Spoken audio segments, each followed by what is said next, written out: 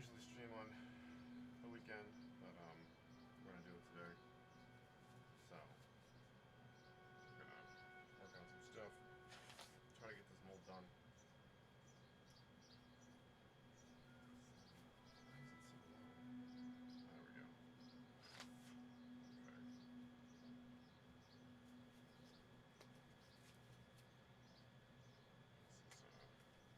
This is gonna be a little janky today, but that's okay. We're gonna try to get this mold built. So I have to build the second part of this, and that's gonna be.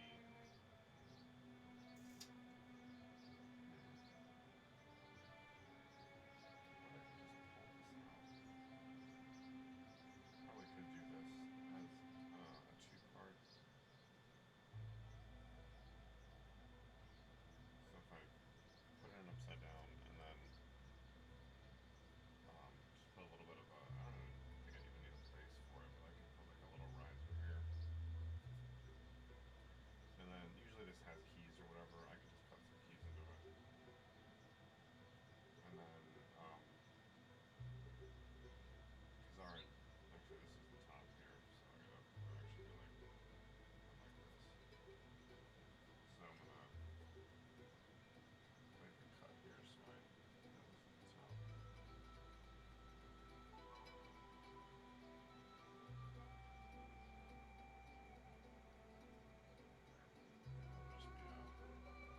That's just a reminder to me that it's the top.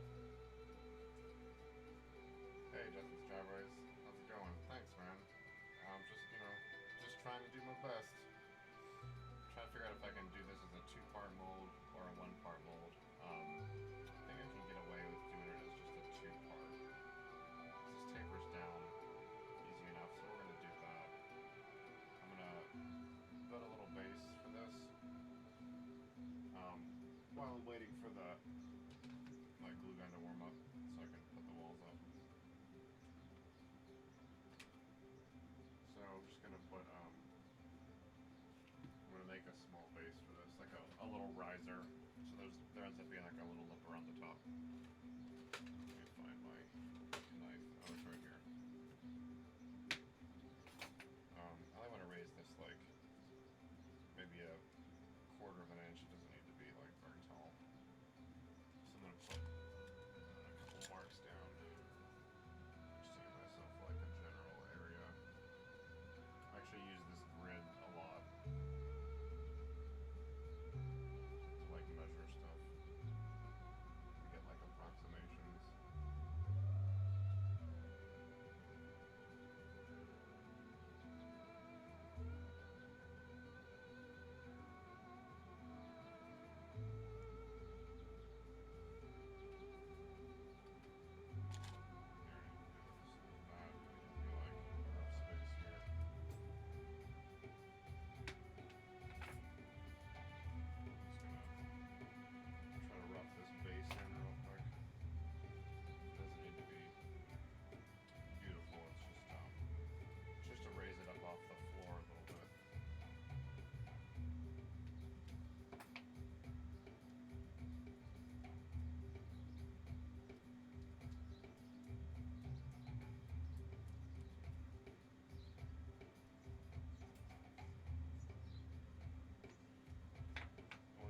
Exceed this, the dimensions of the mold, at first at least. Oh, sorry man.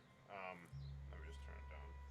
I have it, I just have the external mic picking up some of the sound.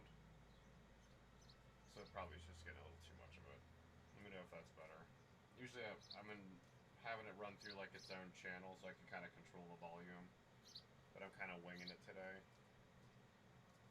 Oops. Clumsy.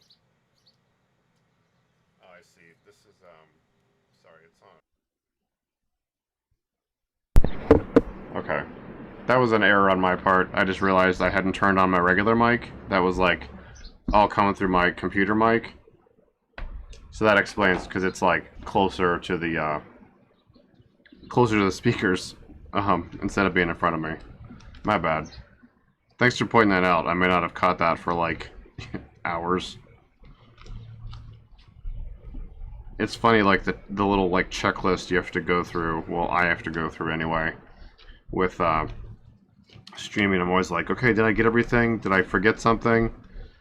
So that was like almost one of those situations where I'm like streaming on an empty mic, or not an empty mic, but like a silent one. Fortunately, it wasn't too bad.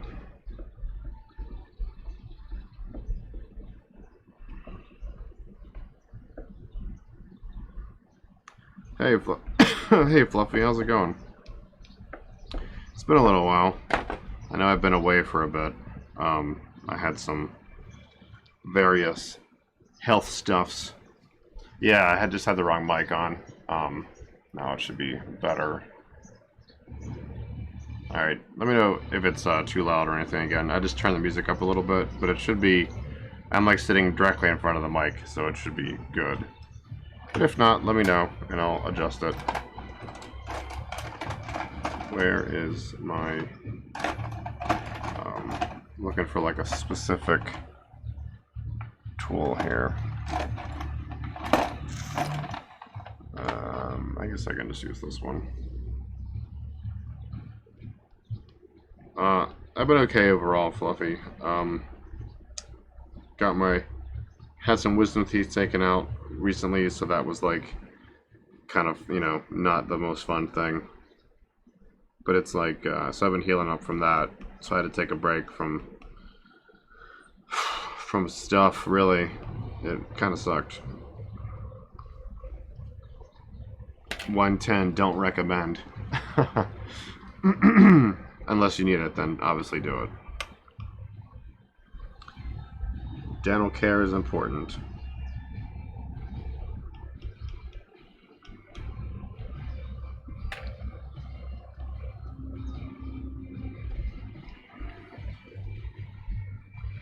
I'm gonna try to work kind of fast on this. Sold off most of your magic collection. Dang, what happened? Just like, is that a thing you wanted to do, or just that you needed to do it? That's pretty rough. What drove that decision, if you don't mind me asking?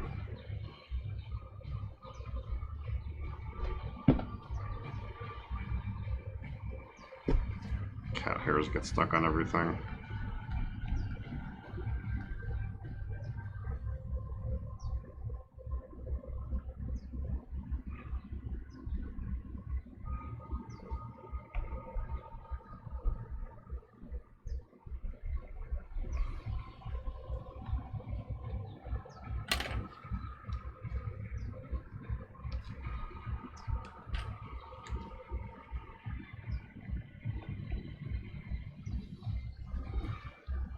Just trying to smooth this out kind of quick. Because I don't want to spend like a lot of time on this thing. This is really just like a spacer. It doesn't need to be in any kind of like beautiful state or anything. I just want it to be kind of even around the sides. So I'm just trying to pack this clay in pretty quick. I also don't want like a lot of it to run like under once I pour the silicone.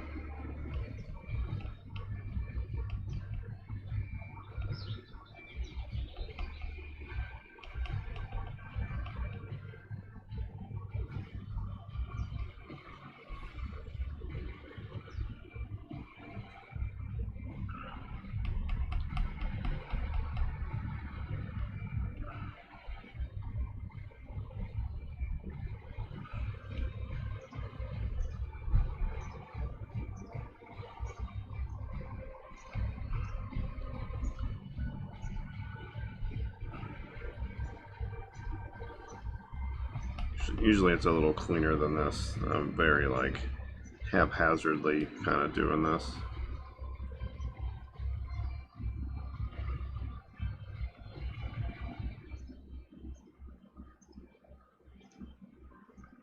Those are all good reasons to sell off your stuff. Yeah, the prices are insane, and you know, the car is like probably a good purchase. I think I saw a picture of it you posted recently too.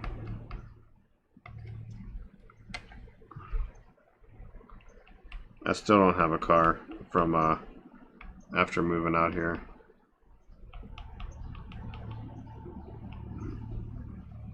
We're just a one-car household.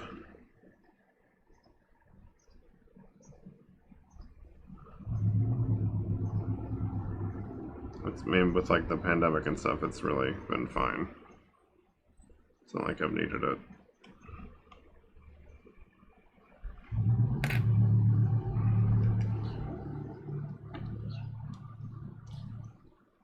Yeah, more than what I put into it and still have 3 decks. That's pretty good.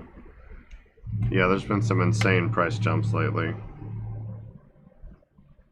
Stuff like Anvil at Bow Garden's like $100. I think Oppression's like $50. That's ridiculous.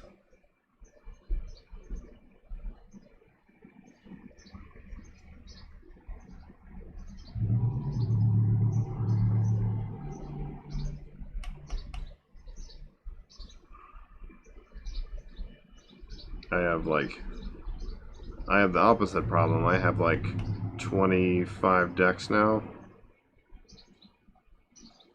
So,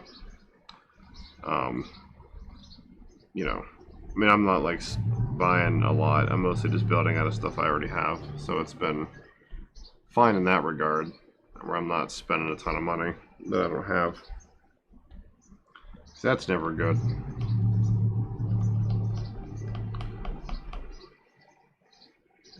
There was a funny April Fool's video that Moxfield.com put up. I saw it on Reddit.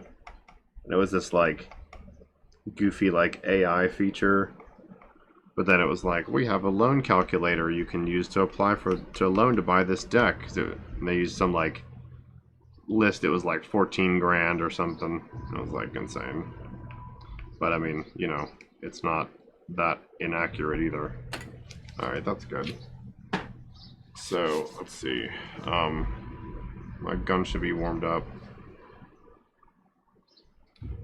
So, I'll start putting up these walls.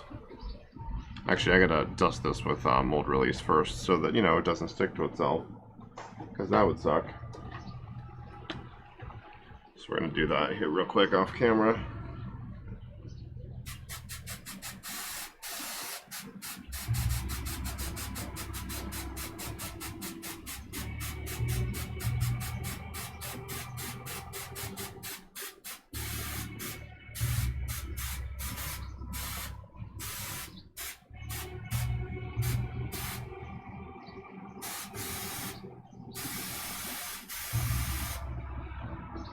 Ugh. Alright, so this is going to be the top, so this is going to be upside down. So I want it to sit like that. Bought 2 unlimited edition liches for $84 at the beginning. $190, ugh, man. Yeah, the price climbs have been stupid. Yeah, right? That's not the first time that I've, like, at the last minute been like, oh no, I forgot the mold release, and I gotta, like, take the thing apart, and, you know, usually it's a zoo. Fortunately, I remembered it, at, you know, at not the last possible moment this time. Always gotta love the stray cat hairs, too.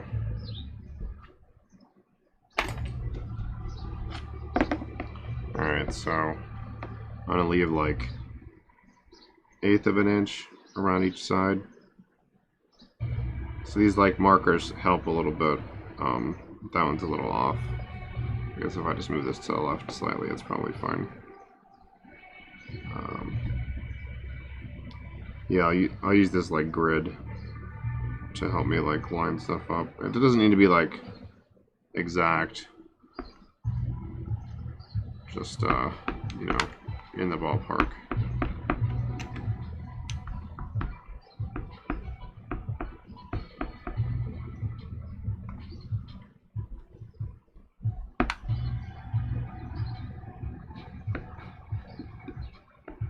Sorry, I know it's a little obscured here by my hand, but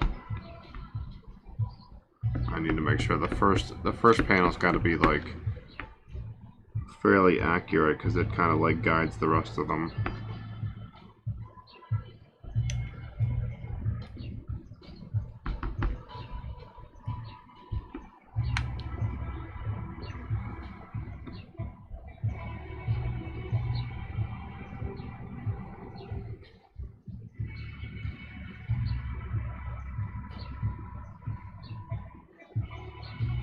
Try to spread this glue around a little bit to get like a better grip on the sheet.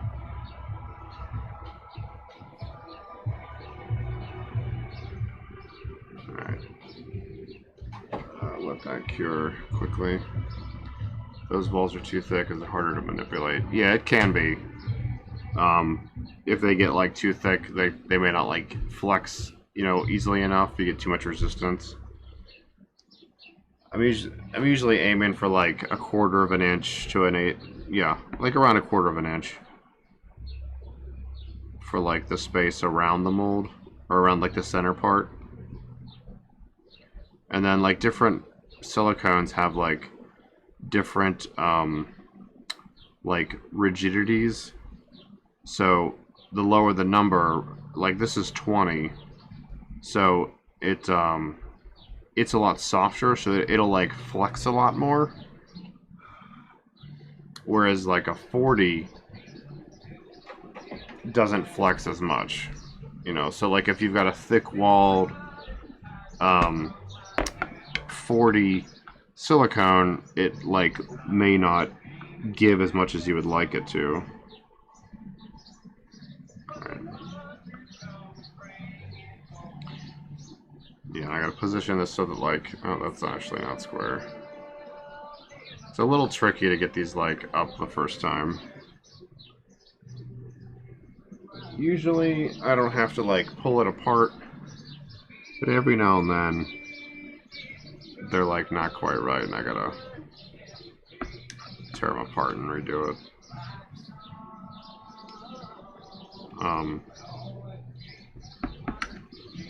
So I'm just gonna try to get this like stuck to the bottom, and then I'll worry about, you know, getting the angles and stuff right.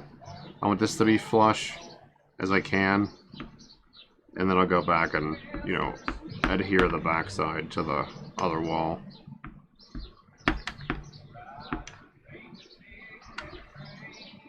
Fortunately, this stuff dries like fairly fast,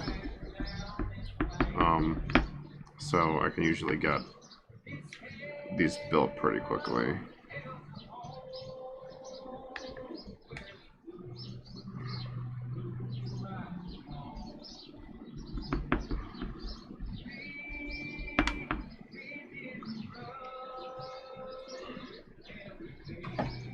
I'm just gonna keep like looking down at it. It's like really hard to make a right angle like this, you know?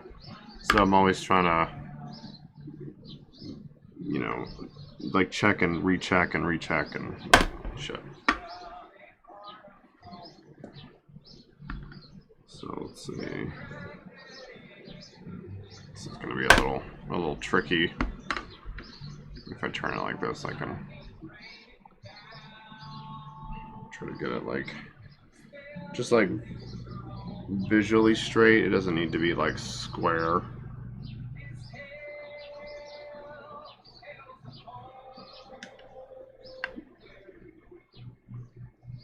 Usually I can just drop a couple of dots on here to get it to like dry and roughly where I want it to be, and then I can go back and adjust it.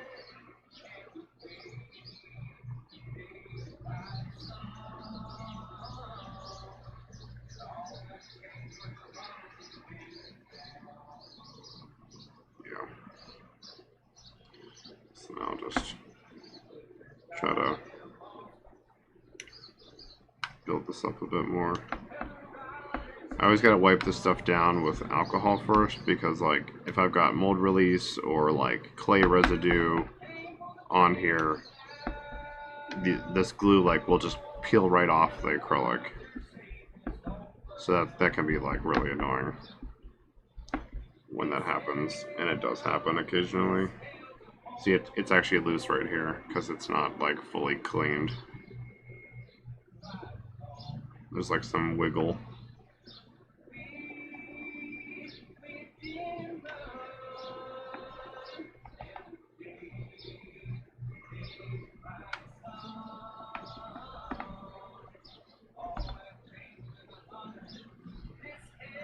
Yeah, I've got a square, and I've got like an angle bracket that I do use sometimes. So it's definitely, you know, a thing that I like have messed with. But it's like under a certain like dimension. Like if your walls aren't, you know, 6-8 inches long, it doesn't really like give you enough play to use it.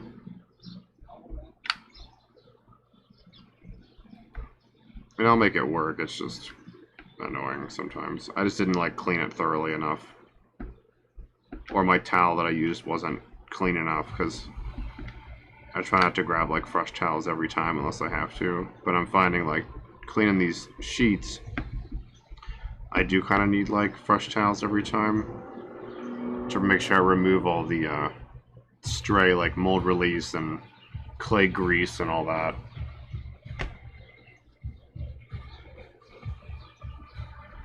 Or I can just like slop a bunch of glue onto it, and then it's fine. So you can just brute force it too. Alright, so then that's about, let's see, what about that much space? About that much space.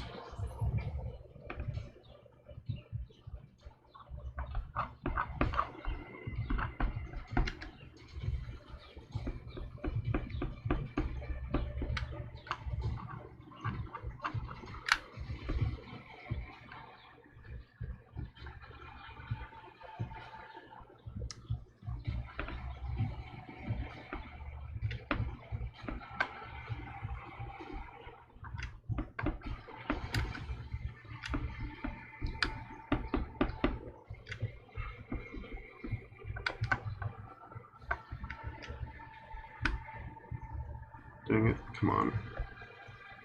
Yeah, if I like don't let it fully cool, it like shifts, and I'll like put pressure on it and tilt it without noticing I'm doing it.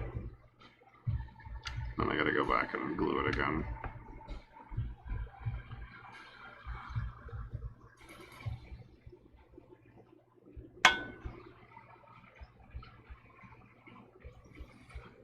Alright, that's probably good. Sometimes I'll use packing tape to like hold the sides together until I get it secured.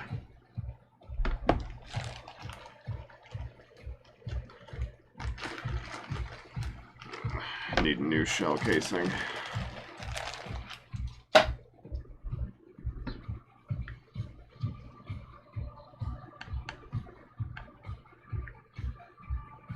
Do the same thing to the back side here. Oops.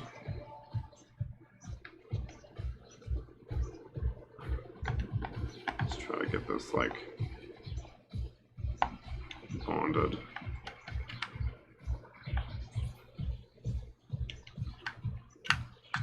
Just a basic bond so it'll hold, and then I'll go back and seal it all up later.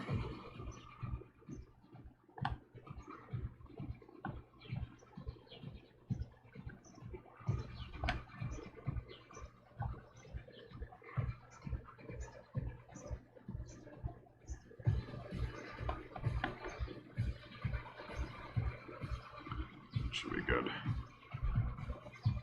Yeah, thanks, man. Thanks for hanging out. I'm not sure how long I'll be on, but, you know, if I'm here, that'd be cool to see you again. I'll try to figure out which is the most square of these 4 corners. And it looks like none of them, so I guess we're just gonna wing it. So I'd rather have this back wall be like flush than the bottom. I'll just like fill the bottom in with some glue. It's a smaller gap to fill also. I drop that thing again? I did. So this gets below a certain like amount, it doesn't want to stay in. So let's see, that looks okay. Try to sticky that guy in there.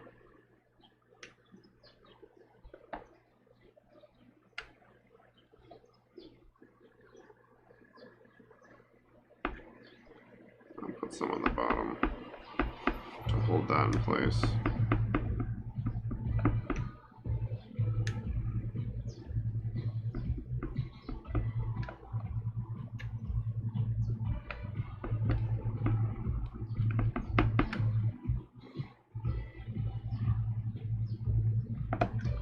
A little loose on the back.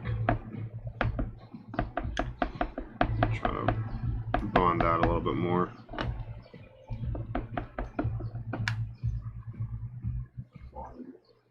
Alright.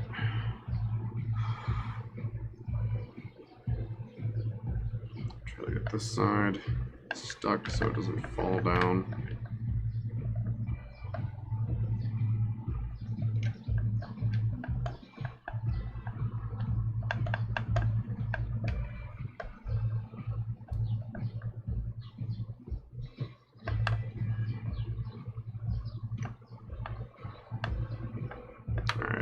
Once this stuff's all like cooled, so I can start going around here and filling in these like seams to try to make sure there's no leaks.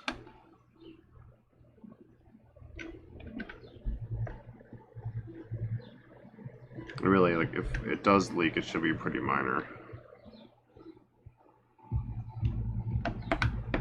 So first I'll just go around the bottom.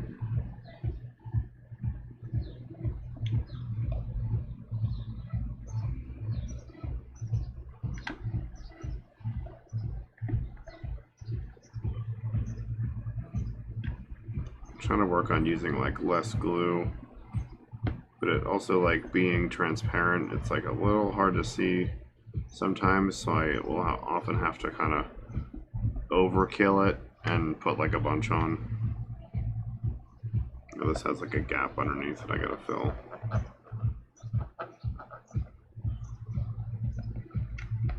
Alright, some wobble there.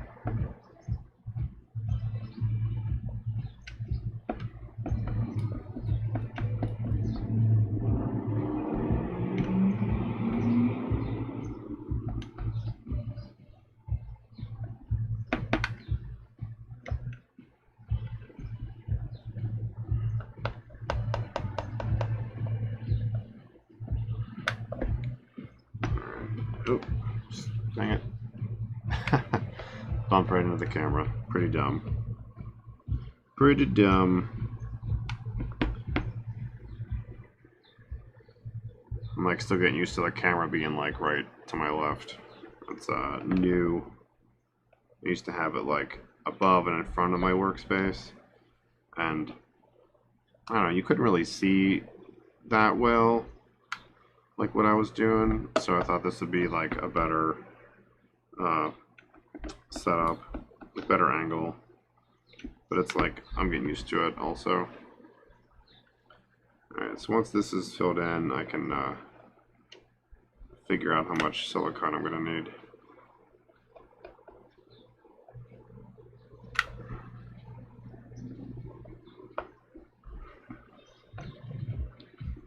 Yes, it's like coming off right there.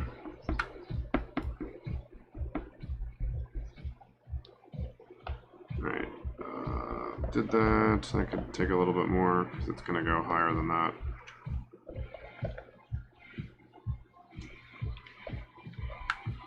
And then this side, I think that's the last one. The rest of it's good. See, there's a seam there, seam there, seam there, and a seam there. And I'm pretty sure I got all around the bottom. Just double check that. It's a little thin. That's probably okay.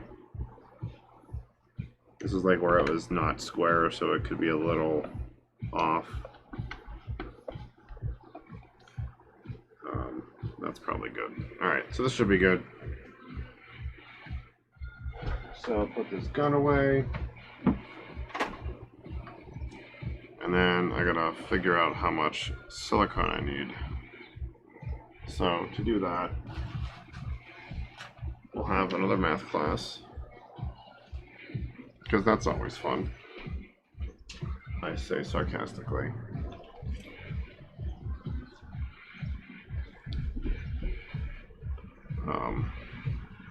So that's going to be the front.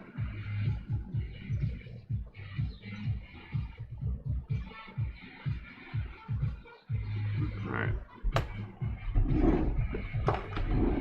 So we'll measure the full space,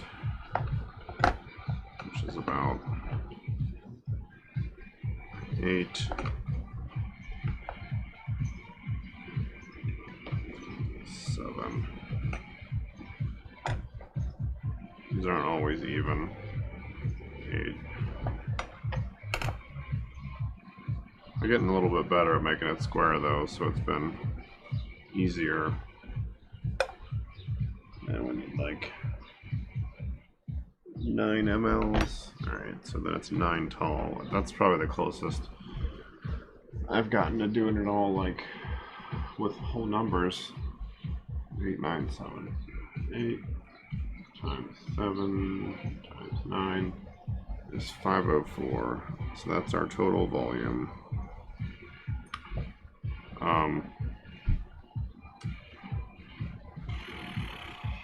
Let's see. So we can measure the part. It's 6. So the part I'm just going to represent as this trapezoid thing. 6 there. That width is 1.5 here, right? I mean, it's more than that, but we'll say it's 2 actually. That'll be 2. So we've got the width, the depth, and we need the height. I think the height is like 8, yeah. So 8's the height. So we've got the depth of that is going to be 5 minus 2 is 3, so the depth here is 3 because it's a total of 5. And the width is going to be somewhere around like the midpoint. Let's say 3.5. So we've got 2 areas to calculate. One is this front area, which is 2 by 3 by 3.5, and then 2 by 6 by 8. So let's do 2 by 6 by 8, 2 by 6 by 8 is 96. And then 2 by 3 by 3.5. 2 by 3 by 3.5 is 21. So we're going to just round that down to 20. We'll add these together, so it's what, 116?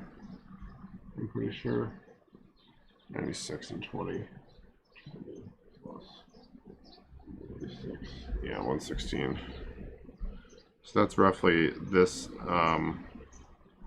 positive space. So we're going to subtract this from this to get the negative space, and that's going to be how much silicone we need. 504 minus 116 is 388. So that's what we need. Divide that by 2. 388 by 2 is 194.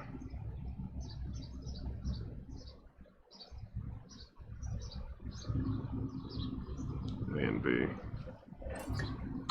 I could probably offset this a little bit with some resin chunks, but it's good to know like what the max amount is going to be, so you've got like, you know, a target. So we're almost 200, right? 195 a piece. It's probably a little better to overshoot it than undershoot it. I'm gonna take a pause with Odell Brewing and have myself a little bevy.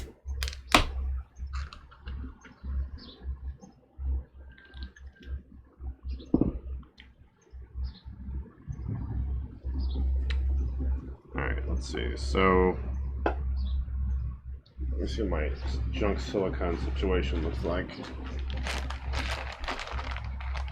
A lot of small stuff. So that's going to be like emergency if we really need it. So it looks like I'm just going to have to mix up like the whole amount. So let's clean up our workspace just a little bit first. Actually, I'll need that.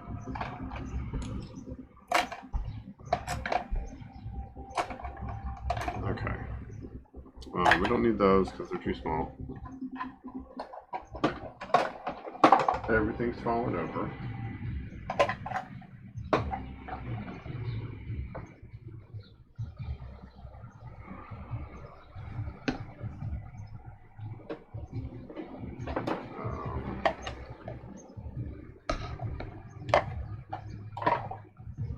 And then this will hold what, 300? So this is definitely not enough.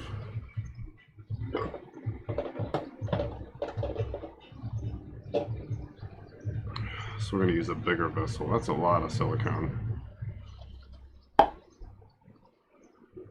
Alright. Let's see.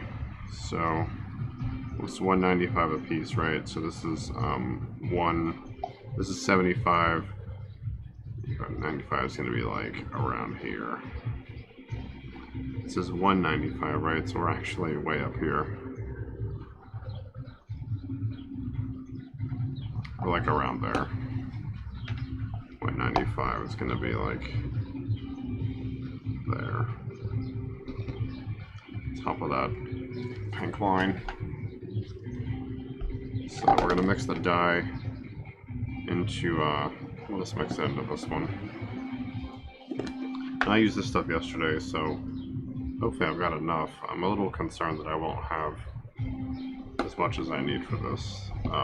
I should have made this mold smaller, but here we are. So I think the result would have been the same. It would have just been an inner part and an outer part, and I would have still used a crap ton of silicone. So we'll worry about more efficient molds later. This is like a whole bottle. Sucks.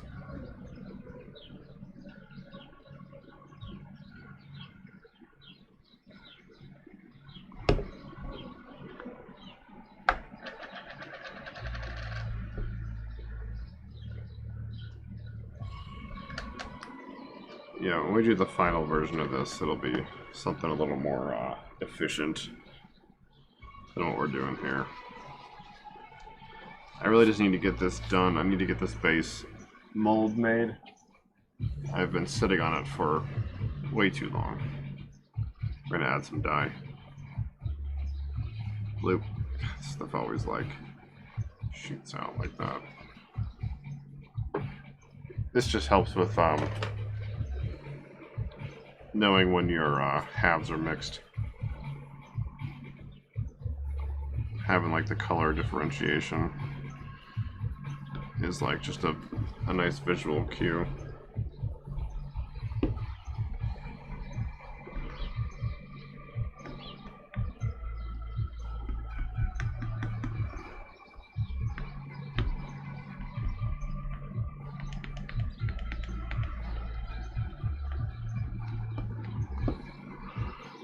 Actually, I need to add a little bit more.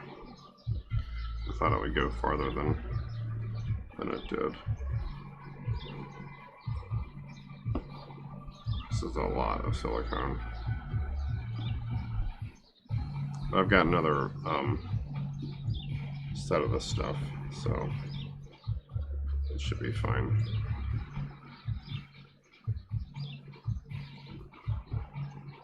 make sure the color's mixed like thoroughly.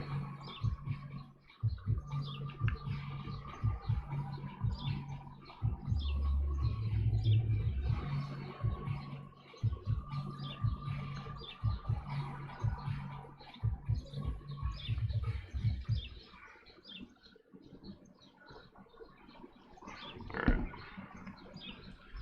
It should be good.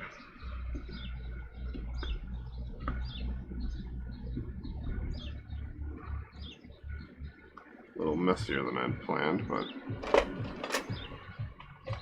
sounds good, Fluffy. See you then.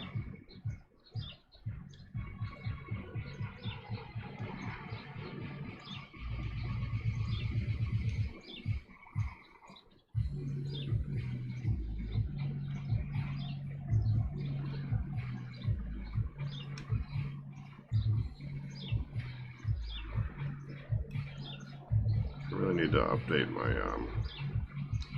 stream info. There's literally nothing on it.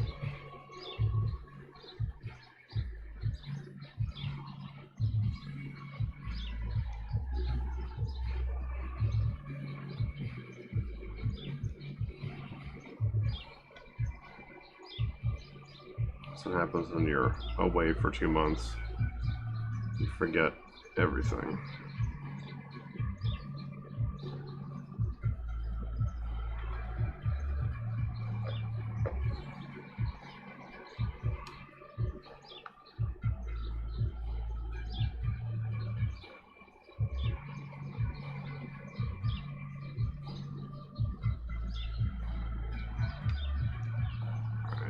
So now I just gotta clean this thing off real quick. Quick-ish.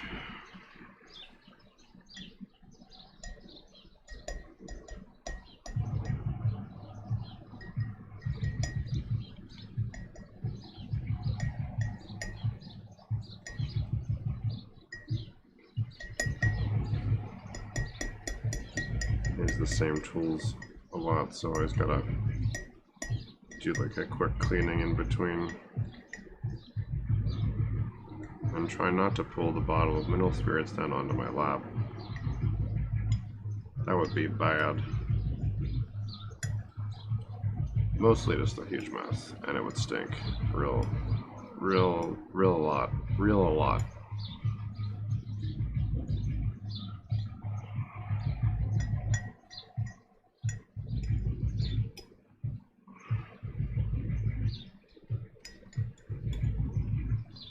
Okay, so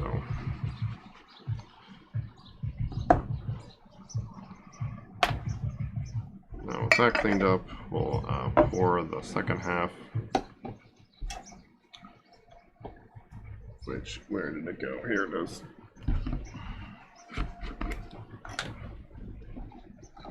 I didn't quite expect I was gonna plow through like an entire set of this stuff in this with this mold, but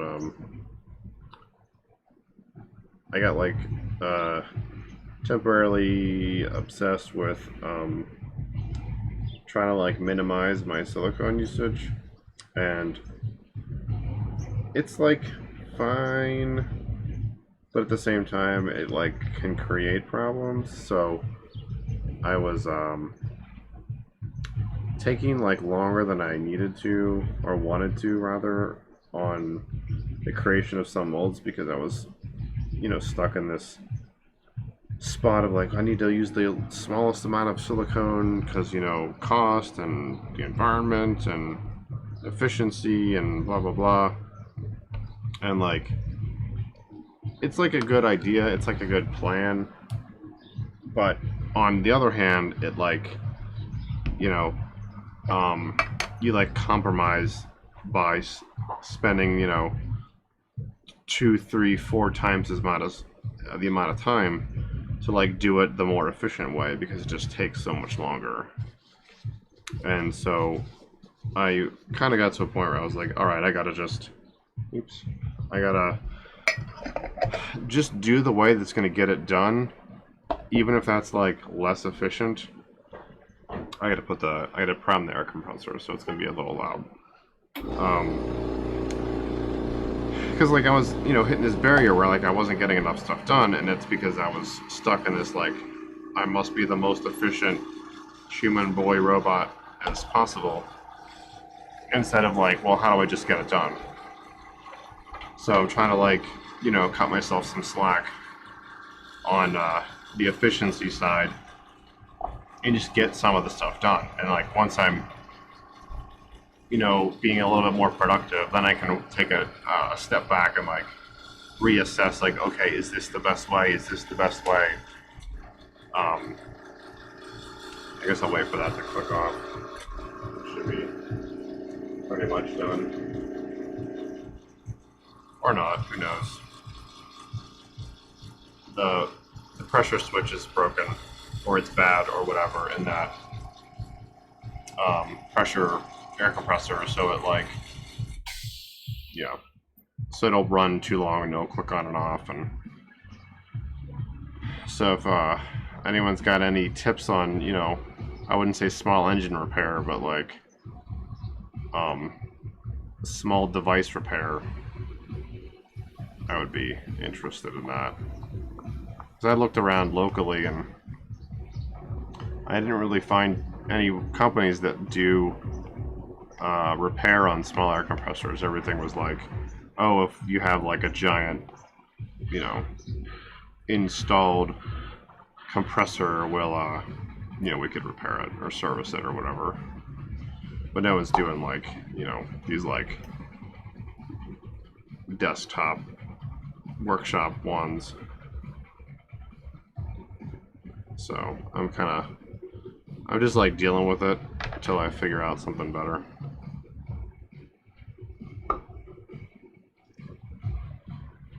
Can't tell if that's, oh, it is. Oh, excellent. My air hose has a hole in it. That's swell. I don't know when that happened. I was like, what is that hissing sound?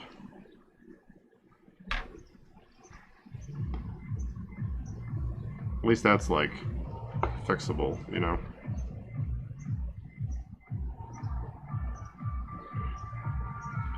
I gotta work around that for now. I'll also just like duct tape it or something once I'm done here today. Because it wasn't doing that yesterday, so it just happened like now. I was trying to get as much of the silicone out here as I can, because it's not like I'm going to put it back in the bottle, you know? This is a different kind of being efficient.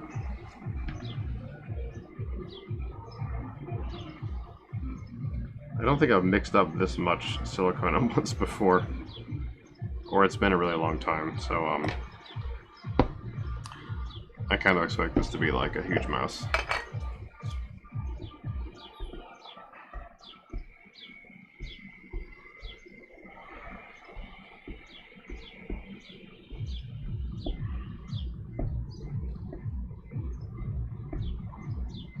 Oh yeah, my whole tank is just draining through that air hose hole. It's at almost 0. And of course, today's like the day that my partner went out of town for the night, and I have one car, so it's like, I guess I'm not getting a repair for that until tomorrow.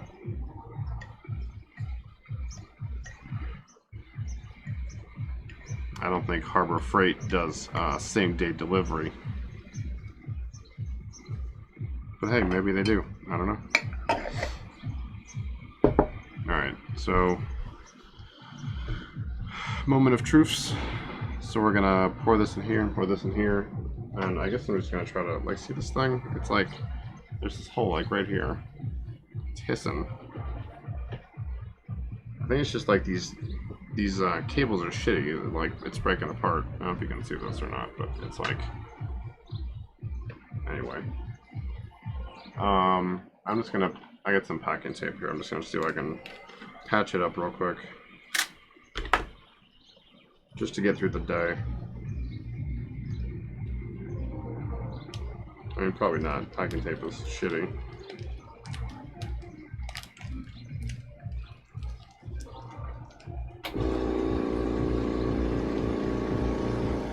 I'm gonna pressurize this mold. So I'm gonna put this mold in the pressure tank, so I need to get that ready. Oh yeah, it's like a huge mess.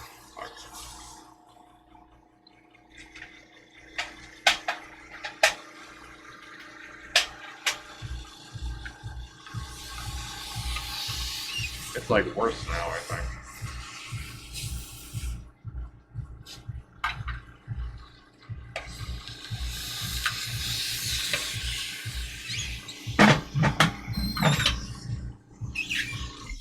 Alright, well I gotta fix this. This is an unexpected setback. I mean, aren't most setbacks unexpected? But it's like, just like spewing air.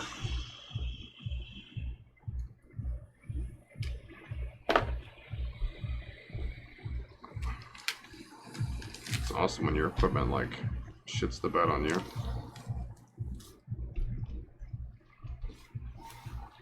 What a time to do that too. Apologies, I can't really see the future and know this is going to happen.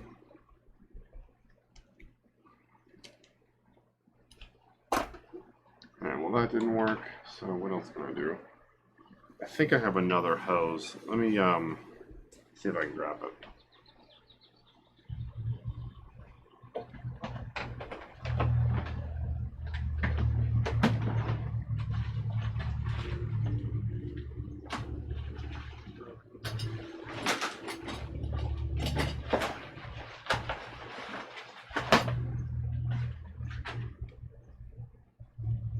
Of course, everything's a hot mess.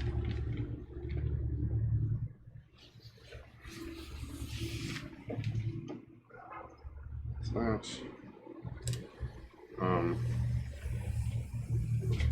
God, this really pisses me off. This is like the second Harbor Freight hose that's like split like this.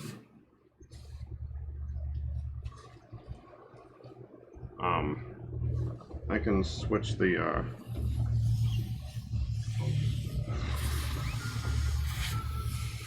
yeah, it's just gonna take a minute. This is really frustrating.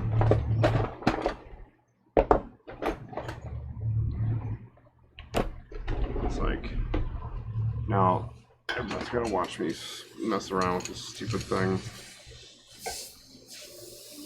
Garbage. Should have known that was gonna happen when the first one did it.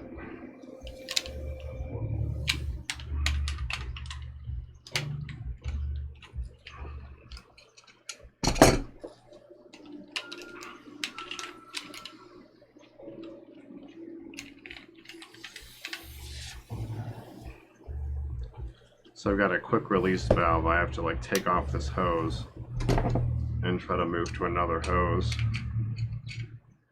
Because of course I can't go get a replacement today.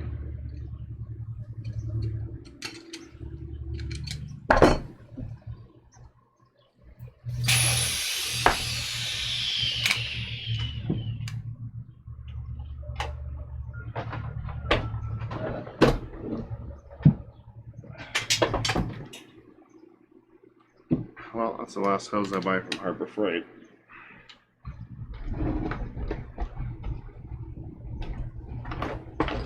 Here's my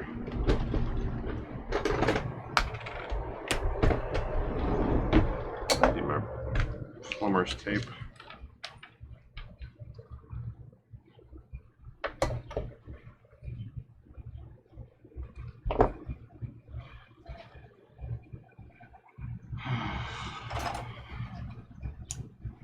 What a day. So as you put this on in the reverse of the direction of the threads, right? So I'm going to go this way.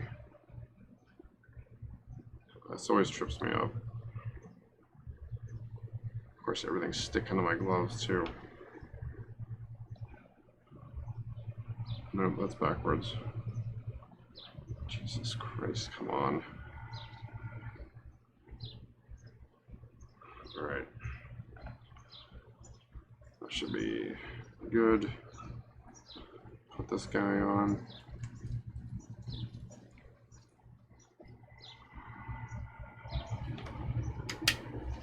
Now, I've been told that these hoses are crappy too. These like this type. But I really just need to get through the day, and then I'll replace it tomorrow.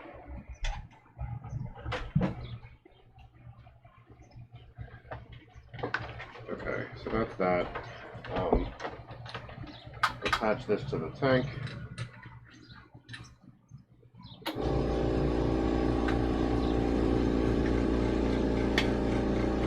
I don't hear it hissing, so I guess that means it's all good. At least it was fixable, you know, in like a timely manner. Everything goes wrong, drink.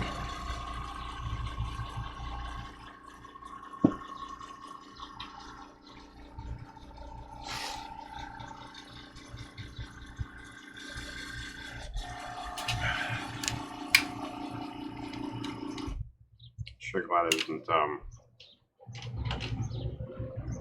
mixing the stuff together. That could have actually been, that might actually be why my compressor was like kicking on and off so much. Nope, never mind. It's doing it anyway.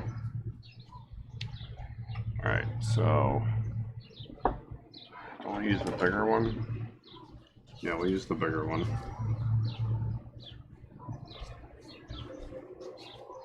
Okay, so we'll let's pick back up where we left off. We're gonna mix these two together, and then we'll pour it in there and put it in the pressure tank, and hopefully everything is good, you know?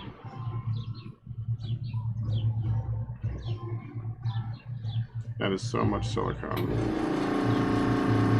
Nope, it still sucks. Okay, got it.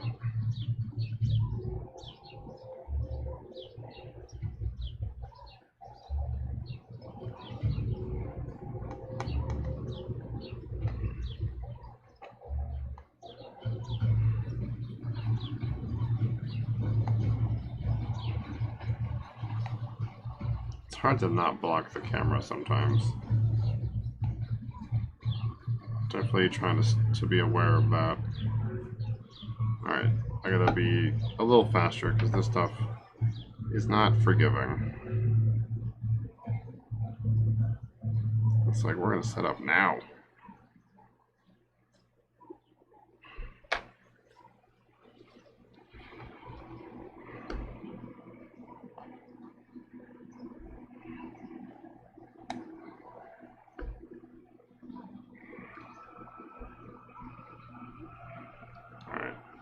That's good-ish. Just want to get like most of that off of there. I gotta try to get this all mixed. Should have used a bigger container. Shit. Definitely should have used a bigger container.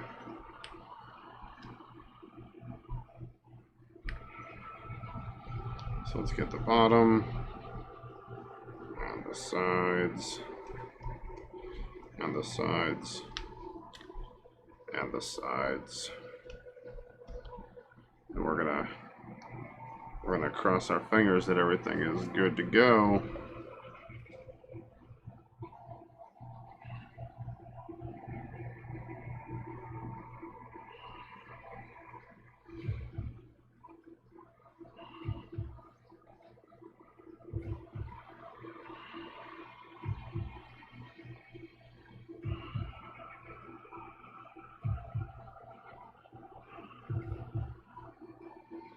We're going to pour this real fast because we do not have a lot of time.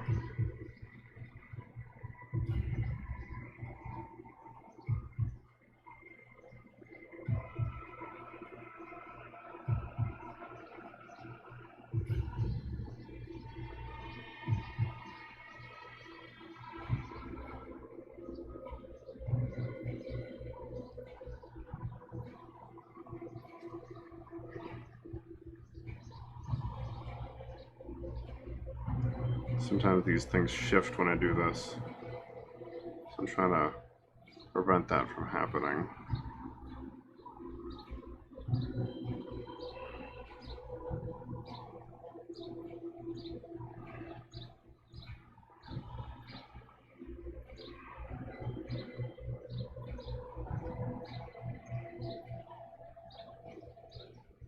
Damn, that is like just enough silicone. Shit, that is a huge mold. We're just gonna use it all. Because what else do we do with it? It's already mixed.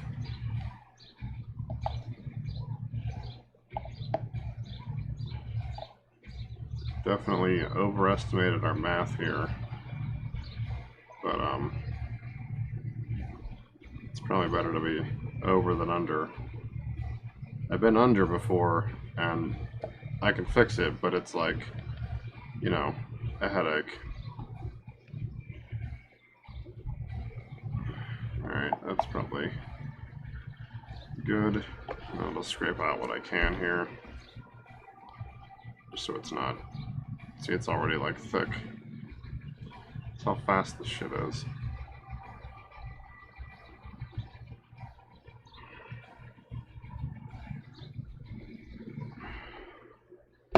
It's already like a gel.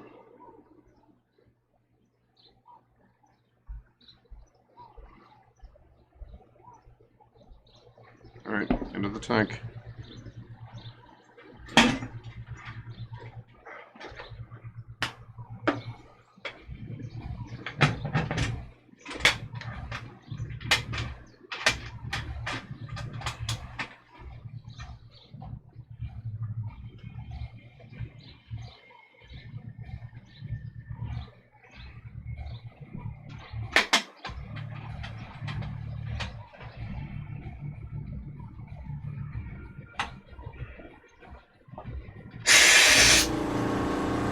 Oops, opened the wrong valve. Alright, so that's done. So in 30 minutes, which is what, 4 o'clock, we'll have ourselves a beautiful new mold.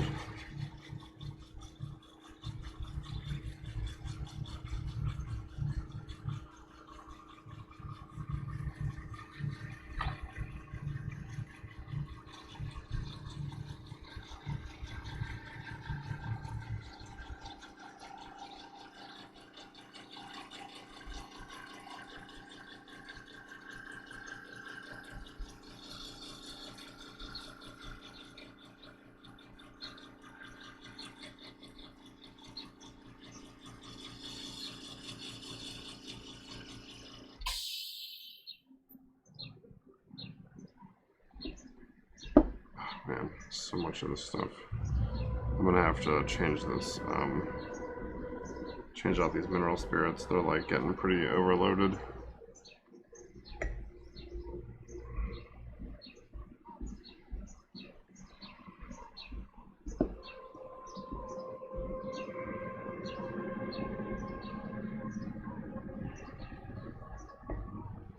I really just want to remove it from these tools first, and then I'll worry about the like containers. Because those I can just peel it off. This I'm like unsure if it's gonna like bond to these tools. I think once it's submerged in mineral spirits, I don't think it will, because it's a solvent and it like eats through the silicone. If any of you have seen the Craftsman's video on shrinking and growing molds, he talks about how it's a solvent and, you know, it evaporates and you can like melt a mold down almost by putting it in mineral spirits. It'll turn to like sludge.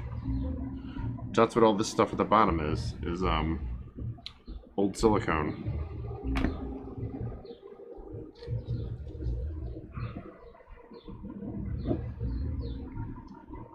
And you can't really filter this stuff, it's too like thick. So you do what's called a pour off, or I don't know if that's actually what it's called, but you like you just like slowly pour out. You let it settle, so you let it separate over time, like undisturbed, and then you can slowly pour the separated stuff, like the stuff on the top.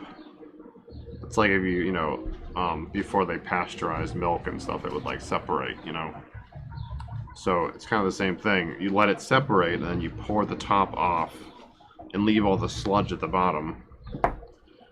And then you can like throw that away or dump it or whatever.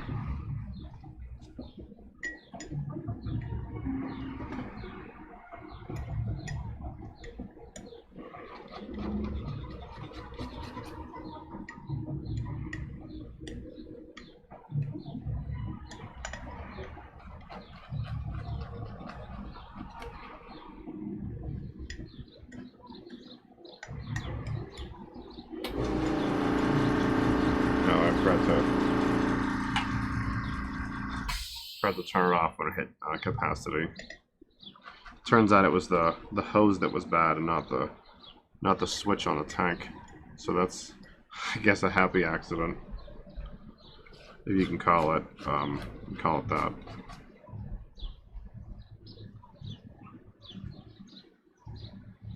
So I was like, I looked into spending money to get the like tank repaired, and it turns out, you know, now it's just like the crappy hose splitting and it getting like worse and worse over time, that it like seemed like the switch was getting worse, but it was really just the hose splitting more and more.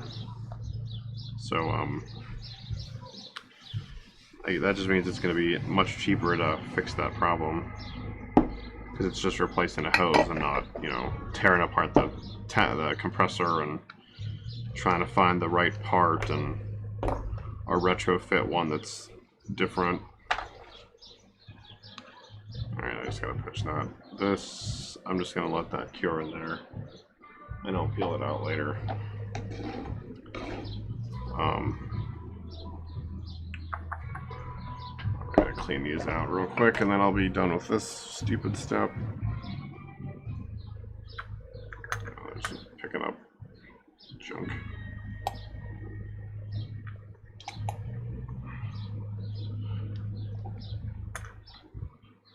I don't know if you've worked with mineral spirits or not, but they're like, it feels like it's got a lower surface tension than water, so it wants to flow more easily and faster. And then it also has this like oily kind of consistency to it, even though it's not an oil. I actually don't know what it is, but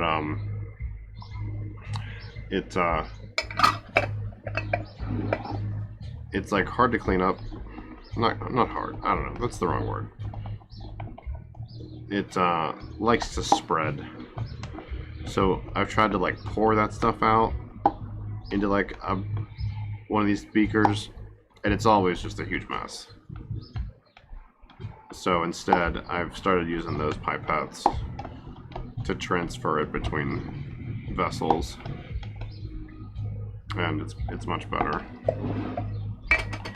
You just have more control over like where it's going, and it's not gonna just spill all over the table, because it like doesn't want to let go of the side of the container.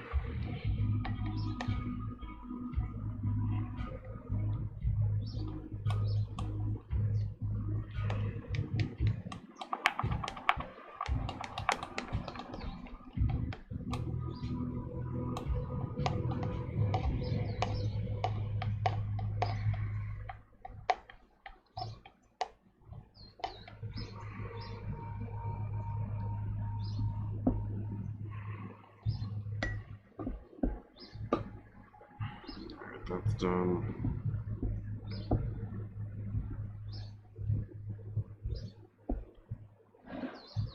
So it needs cleaned out. And then I'm gonna have to step away and like wash everything. So I've got some containers from yesterday that need to be washed as well.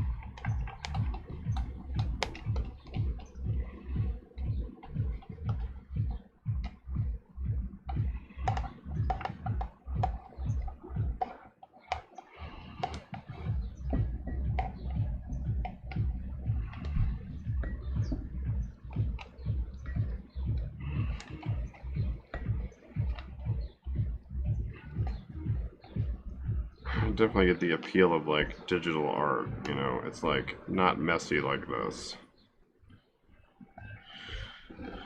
Digital sculpting and all that.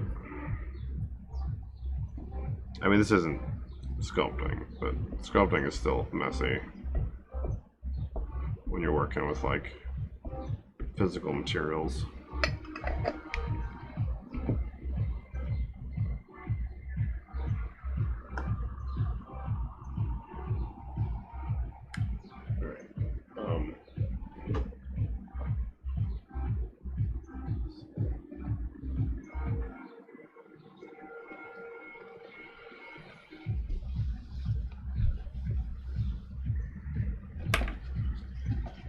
I'm gonna take a brief pause here. I'm gonna wash these containers and whatnot, so I'll have to step away to do that because, you know, I don't have a sink here at my desk.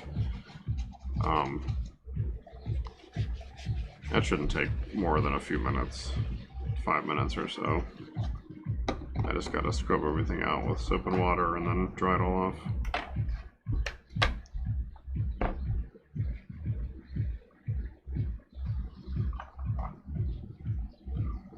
So I do that, and then I will be back.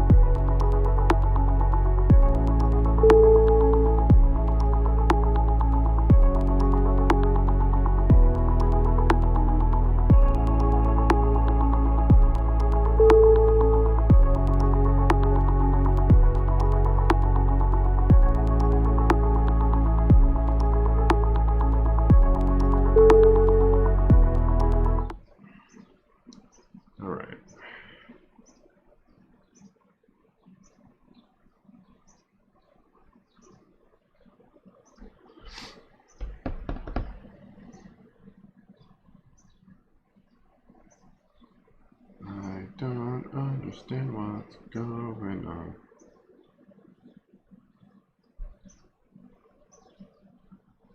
Why does this thing always die on me? Oh, it's not connected to the speaker anymore. That's why. Awesome.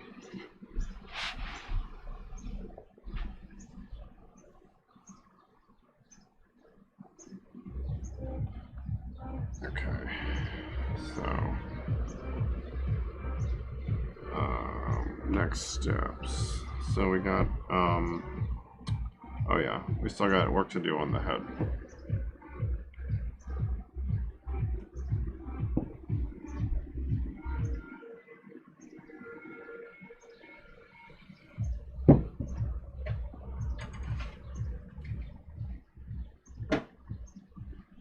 Ugh. So we were working on this guy yesterday. He's like coming along.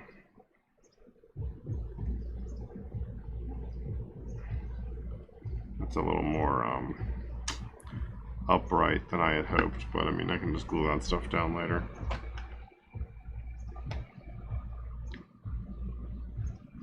So I'm gonna work on these hair strands. I gotta do like another line of these.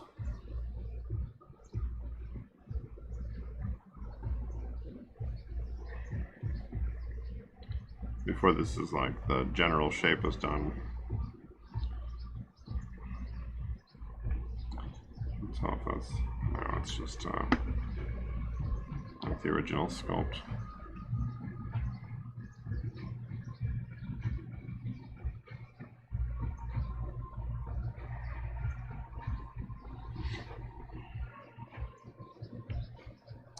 I had one hair break off yesterday, right there.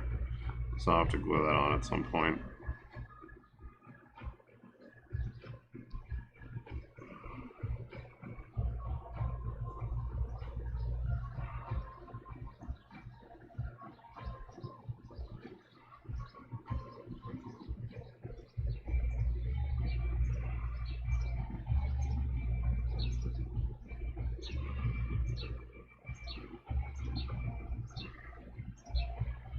Let's see, so I'm gonna do, I need the length to be right, so then what do I want this to be here?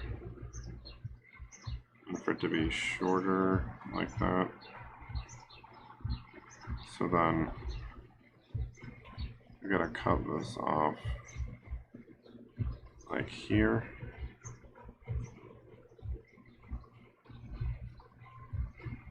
Alright, it's a little flat, but I mean, I have to work on it. I wanted to get the general length right, so I can get around that back out. And I need, nope, not that one.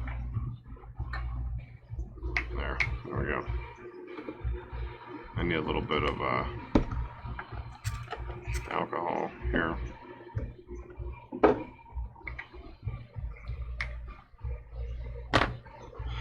It helps me like stick it down to the scalp. It melts the clay a little bit.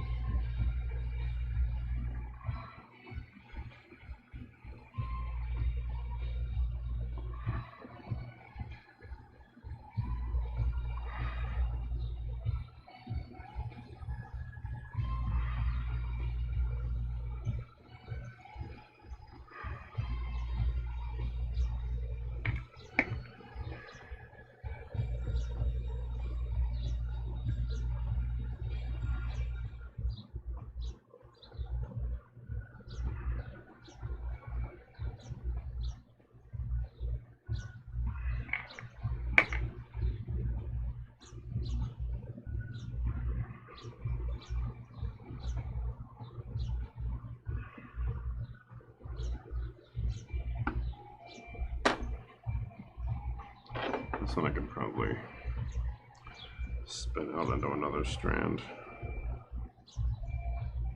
It's thick enough.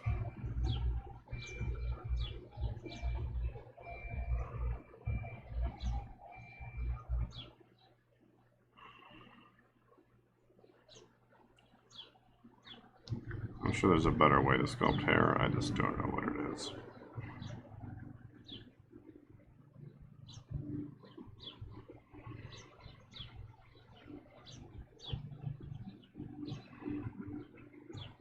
I did not make the mistake I made yesterday, which is pressing too hard on one of the strands and snapping it off.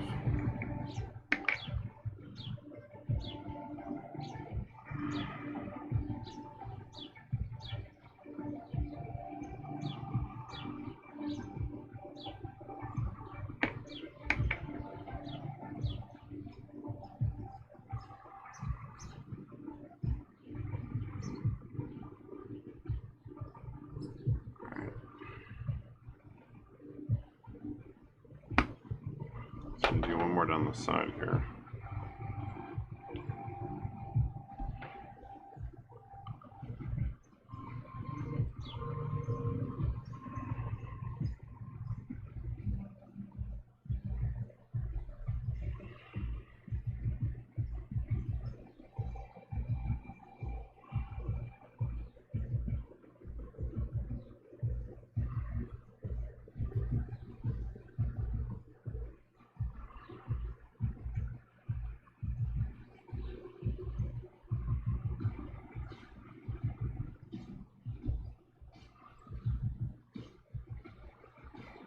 What up, Fluffy?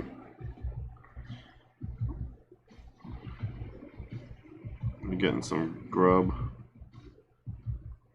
Rub-a-dub grub?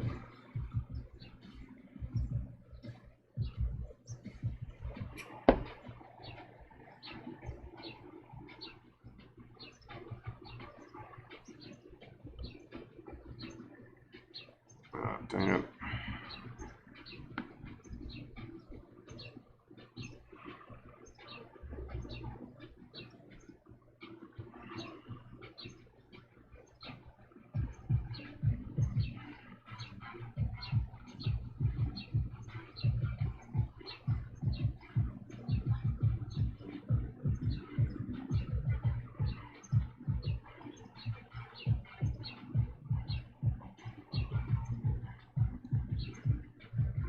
It's funny when I'm working on this thing, I'm trying not to like, there are moments where I'm like holding my breath, hoping I don't like snap something off.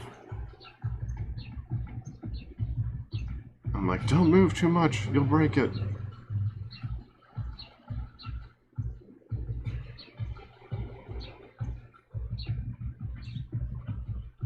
So I still need another strand.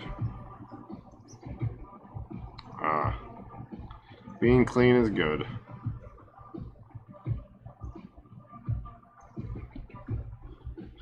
I will do that later today.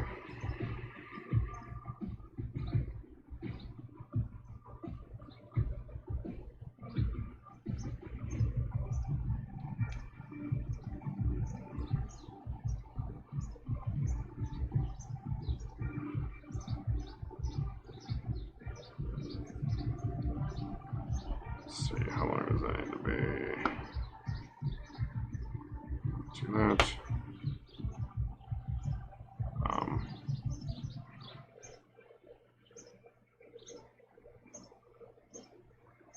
Stuff I'm trying to like, you know, make them look like dynamically placed kind of, while also using them as like a base to build the rest of the general shape of this dude's hair.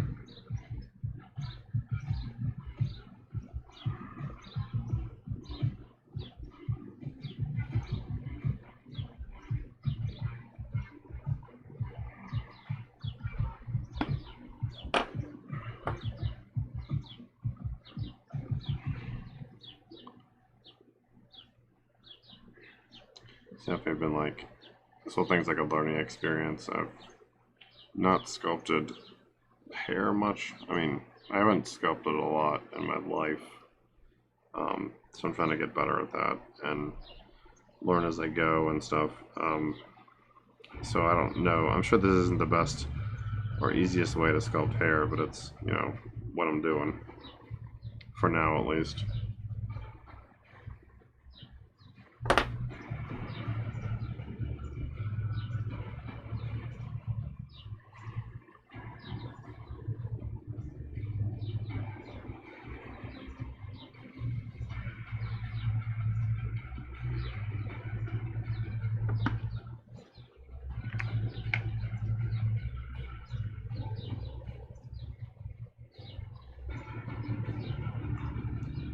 Stuff in the jar is alcohol. It like melts the clay a little bit, so it helps it like stick to itself and to other surfaces and whatnot. And then the alcohol evaporates and it, you know, so it like kind of bonds to the surface, and then I'll like bake it, and that'll make it stick a little bit more.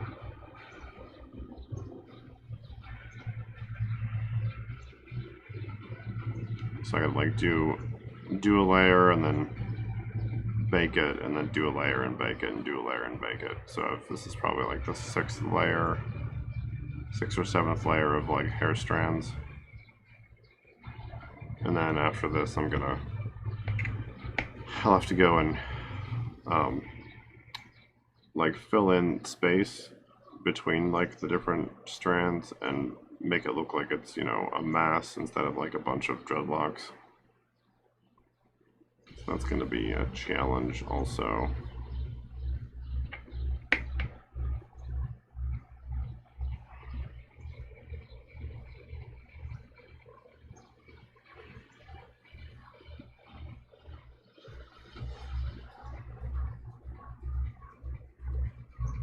So like in between, I'm using a Sculpey Firm, and like in between I'll put this in a toaster oven and bake it for like 10 minutes to like harden the strands that I just put down.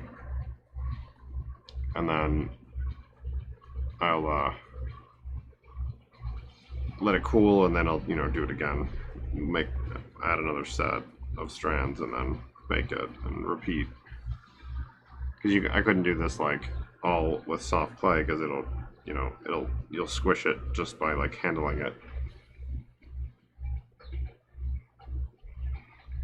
So I've had to work kind of like in layers, which is fine. You just like adapt to it.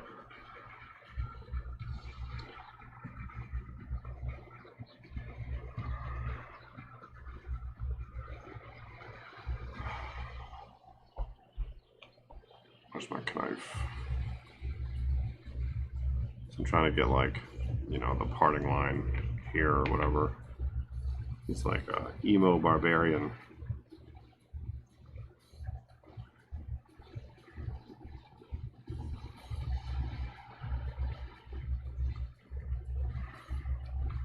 He pillaged, but he feel too.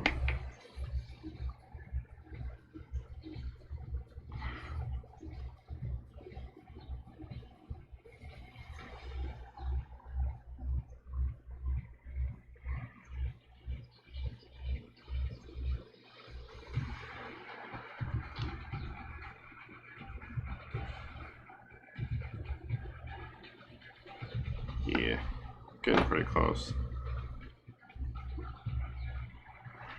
to Dunzo's. Well, not done, but like the general shape of his coif.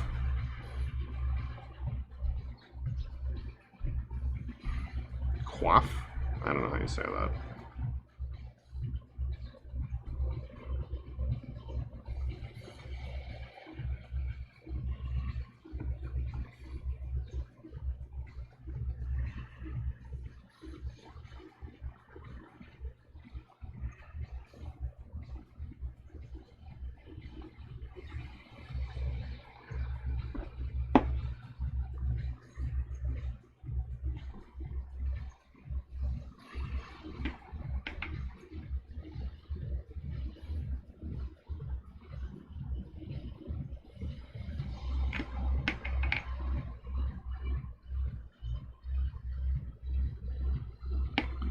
the alcohol evaporates pretty fast, so I can't I don't put too much of it in the container. And like at this point I'm not even trying to make it look like, you know, the texture right or anything, because I'll do all that stuff once it's like dried, cured, whatever. I'll add all the like texture and fill it in and try to make it look, you know, more natural. I'll add like under strands and stuff to fill it in, because it's ultimately gonna have to be something I can wrap a mold around, and right now it's definitely not possible to do it the way it looks.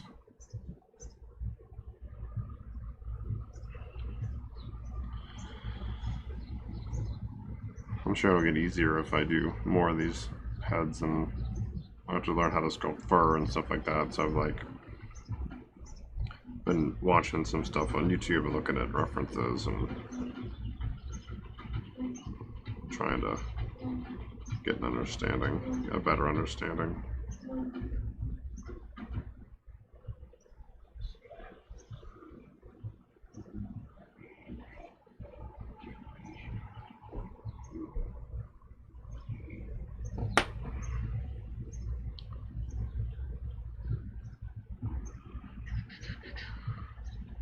It's probably the last one.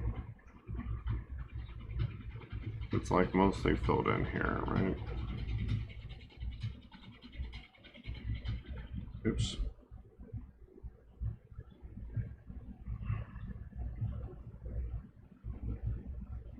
Yeah.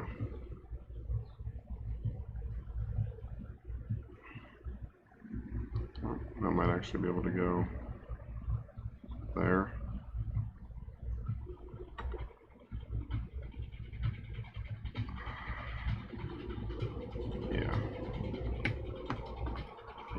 His hair is very like, I guess it's kind of like anime-ish hair. It's very exaggerated.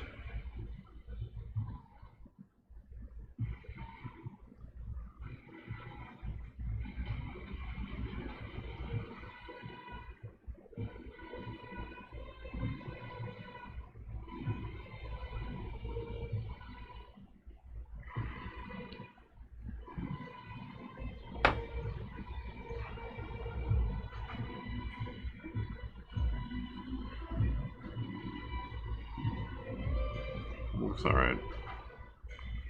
So that's like another layer, so I'm gonna put this guy in the oven. BRB.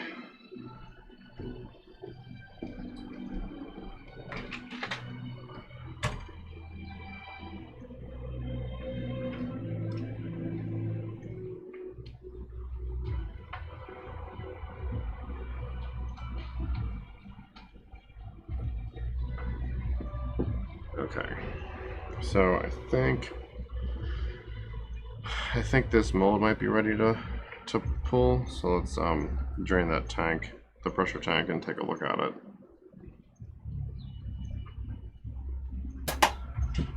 It's going to be a little bit loud.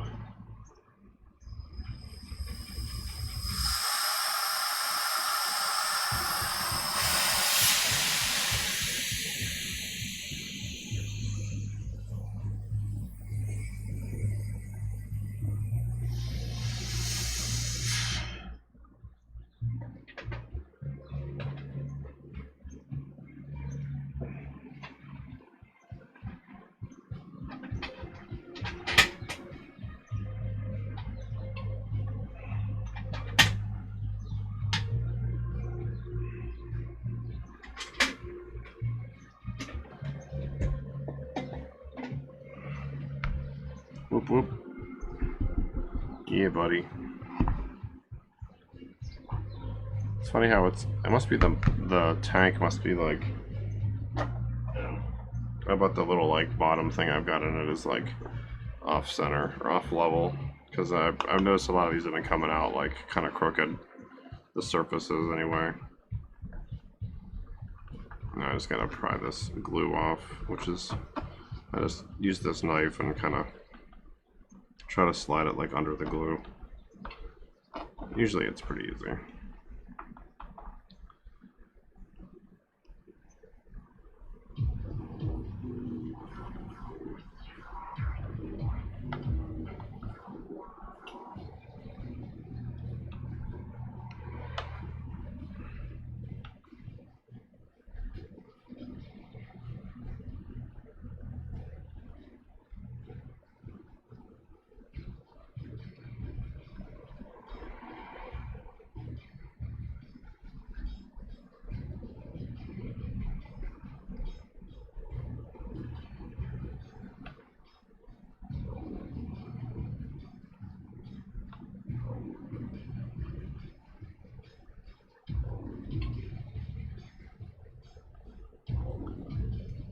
Once I separate it from the bottom, I can kind of just like cut down one side and then like almost unwrap it, because the glue acts kind of like a hinge.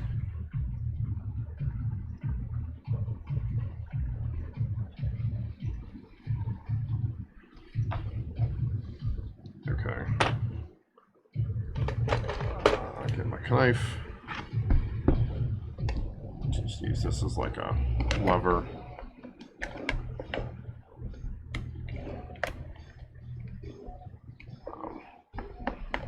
Just let it take that. This is the riser I made earlier. This is all just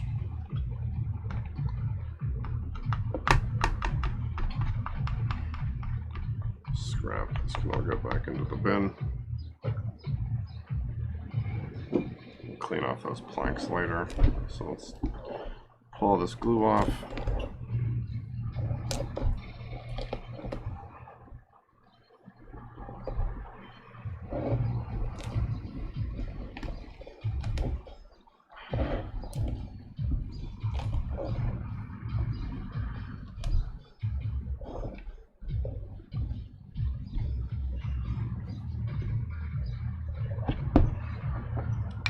I'll just split aside here.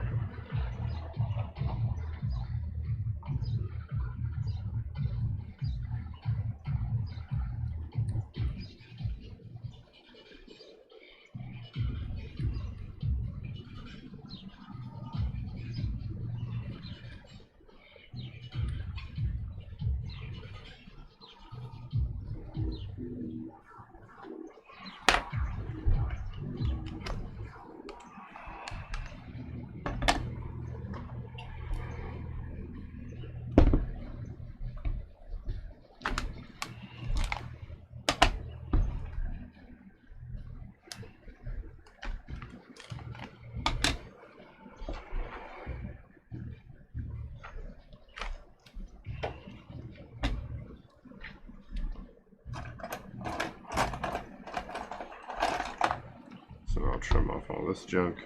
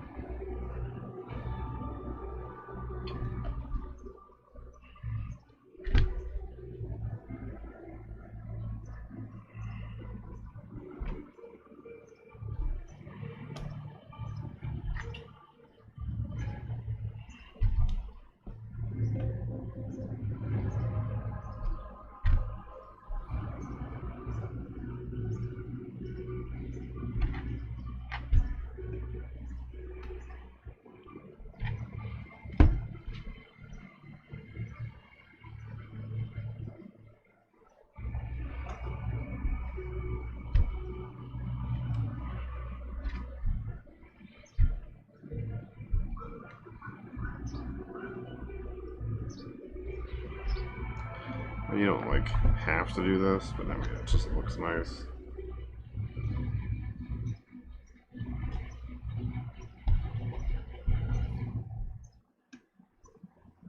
But if you have to like wrap it for any reason, having like sort of squared edges or corners is, you know, helpful.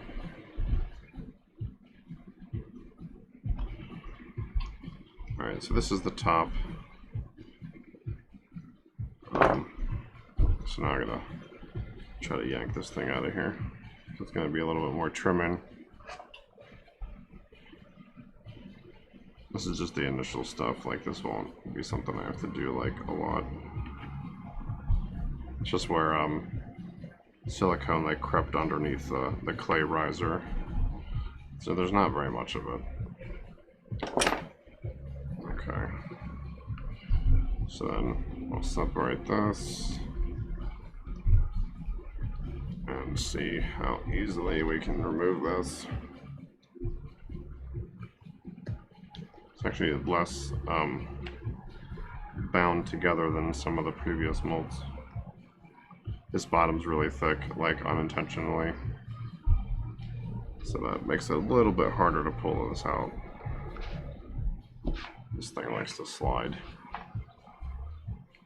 I really need like a cutting mat that's as big as my desk.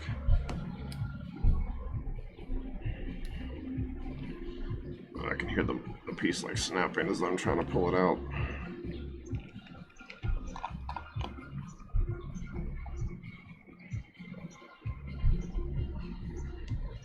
Removing these the first time is always like a pain in the ass. It never comes out easily. It's usually easier after that because like it's all one piece, you know, so I don't have to worry about breaking the source piece.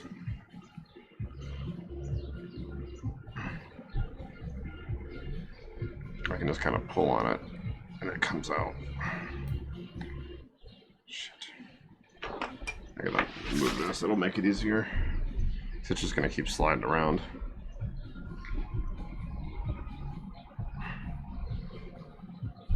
God damn it.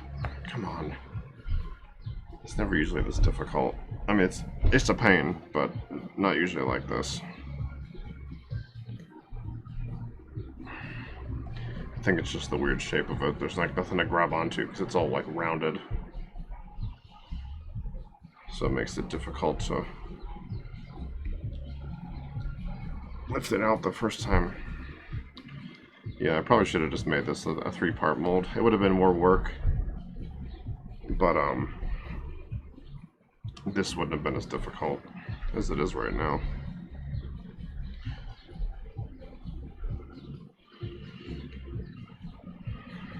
I just need something to lift it out with.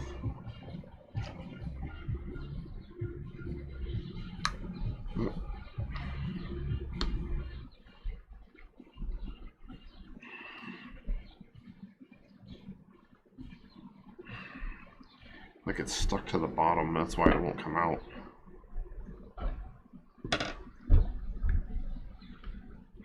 I guess alternatively what I could do, yeah, so I'm gonna just make an alteration against my better judgment, but I'll fix this later. So I'm gonna cut this zigzag in.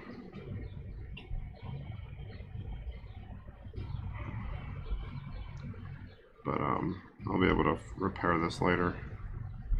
I just need to get the mold out, or get the piece out first. So I try to avoid doing this if I can.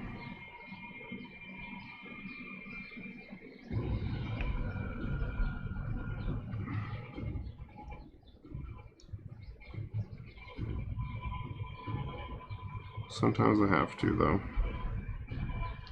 And that's fine.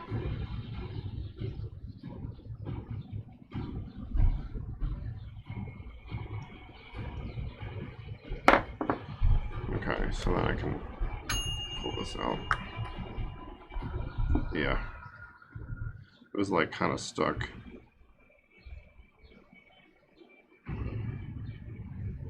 So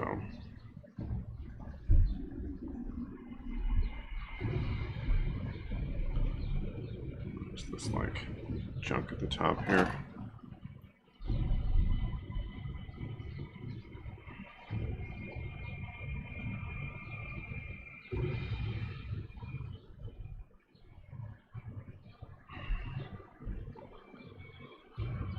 Okay, so that's done.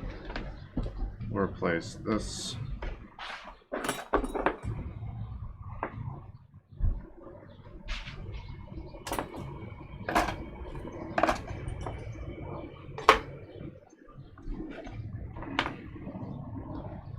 Okay. Now, I have to remove this part so I can get it ready to make a cast. So what I'm going to do is I got to cut down to where the injection point is, which I can see, so I know like where I'm going.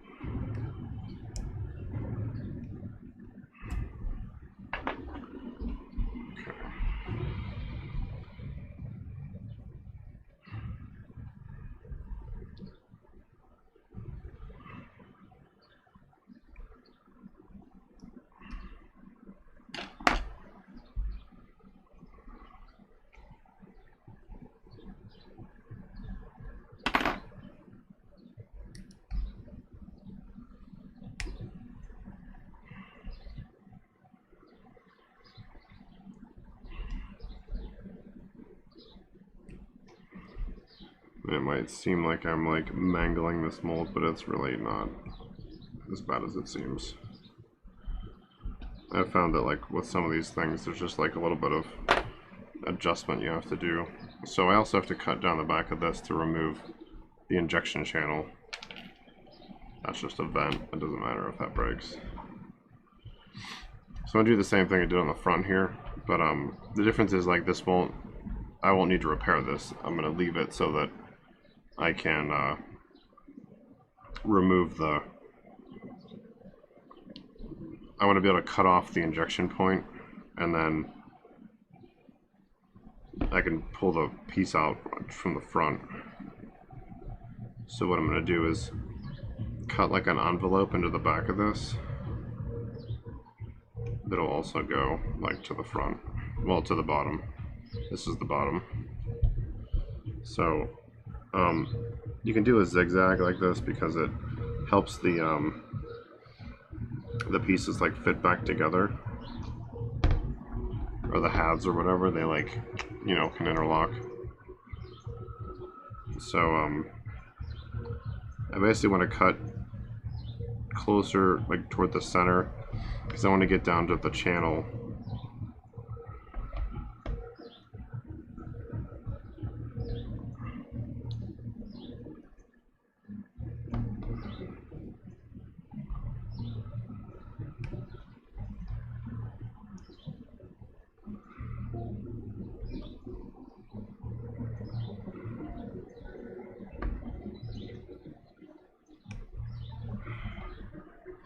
Which I can see right there. I mean, it's hard to see like in the video, but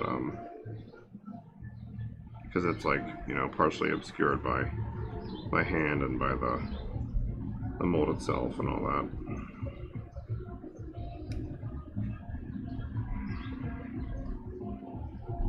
I got these cool tools that I use sometimes for things like this. I forget what they're called. They're for like separating O-rings, but they're like reverse pliers. So you jam these bad boys in here, and they can, you know, pry this thing open. So that I don't have. It's like having, you know, a third hand in a way. I can get down here and use these to. I guess they're kind of like forceps, but not as like nice as forceps. I also don't have any forceps, so, you know, I work with what I got. And all I'm really doing here, like, I don't want to cut all the way through. I want to expose this orange line here, because I just want to be able to snap that, or cut that to snap it off, and then I'll just pull the mold out from the front. And this is like scrap anyways, because it's just like where the resin flows in. So it's not like I need to keep it or anything. I'm actually going to cut this down more so I can get closer to it.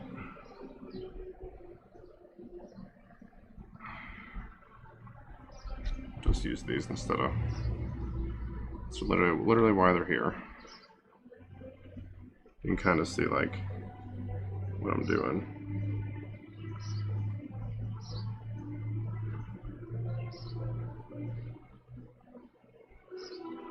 Because all I'll do is, you know, expose this. I'm gonna cut this up higher.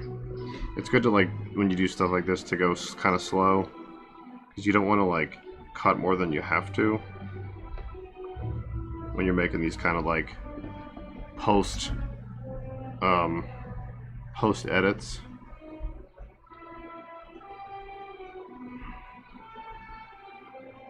Yeah, I guess I can just get some more depth in here before I can get around this. Okay.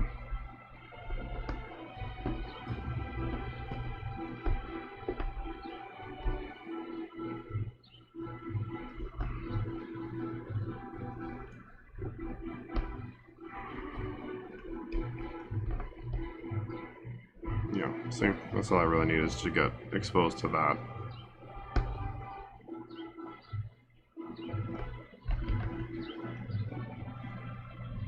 And even though this resin is soft, like when it's thick enough, it's still pretty solid and it doesn't want to give really at all.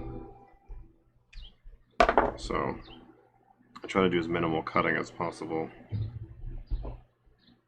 But in this case, I needed to do a bit more.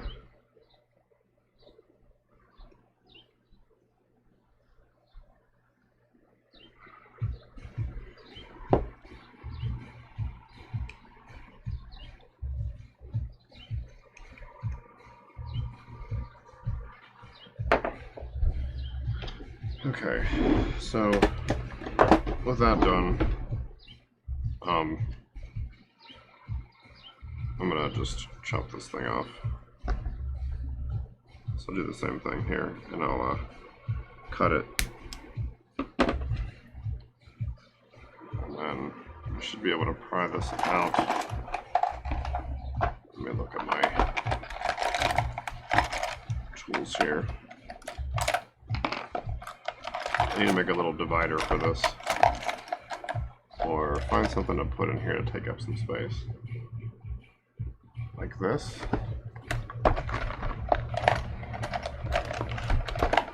That kind of works. I mean, it's not ideal, so I'll have to revisit that, but...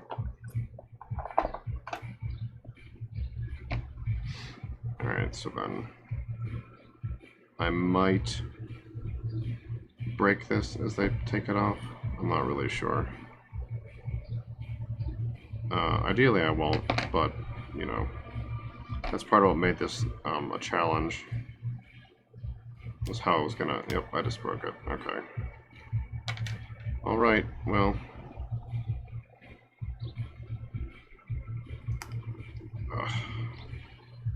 At least it's done. So I can get casts out of it. Wow, it really pulled like everything. And sometimes that's what happens. You destroy the thing you molded.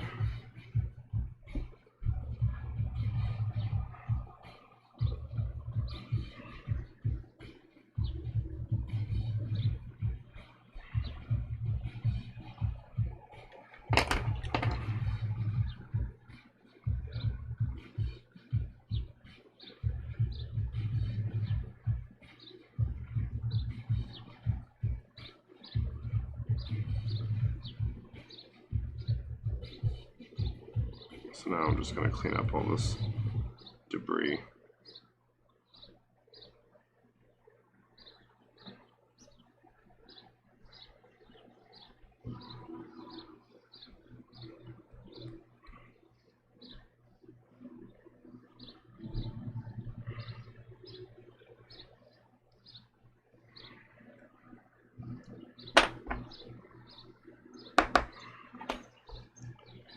should be able to pull this piece out through the front.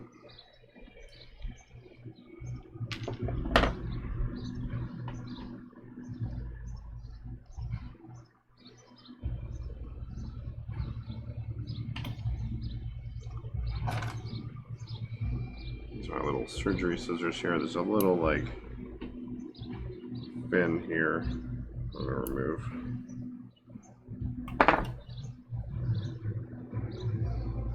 So there's just like a lot of little debris and crap I gotta see if I can brush any of it off.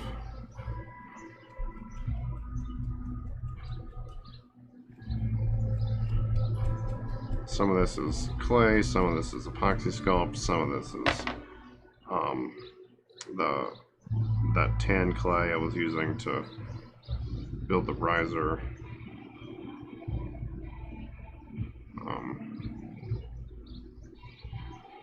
I'm also going to cut some vent channels onto these, because those are supposed to be vents, but I made them smaller like that because then if I need to I can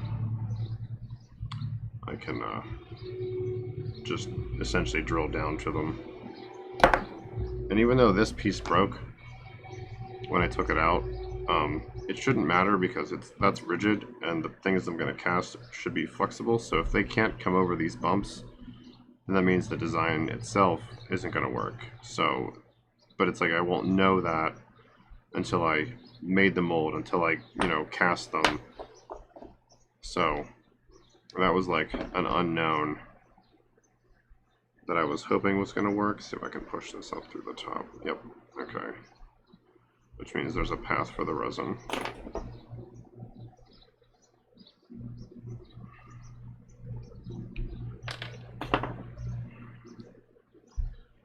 Alright, so let's see, this should be big enough, right? Worst case, I can just trim some more of it off. Yeah.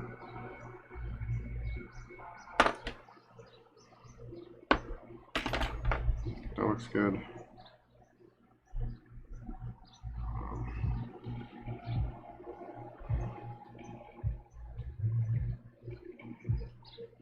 So it's like pretty thin in the front, but it's fine. This being like back here, I might be able to get away with, well, no, it might leak out the back here, so I might have to actually close this in, close this back up.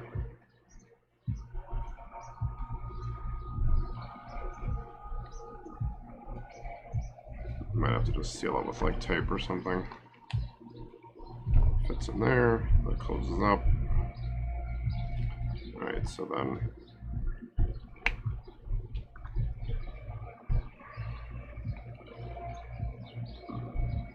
cut these vent channels here. So I'm going to cut through here.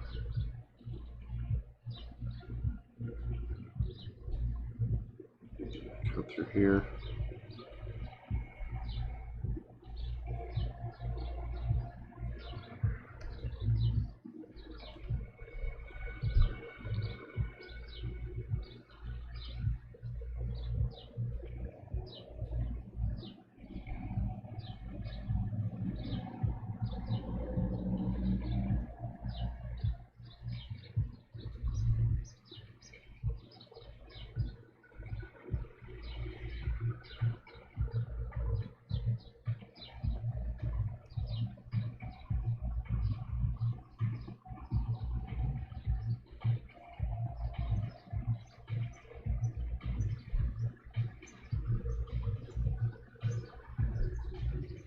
This needs to come down here.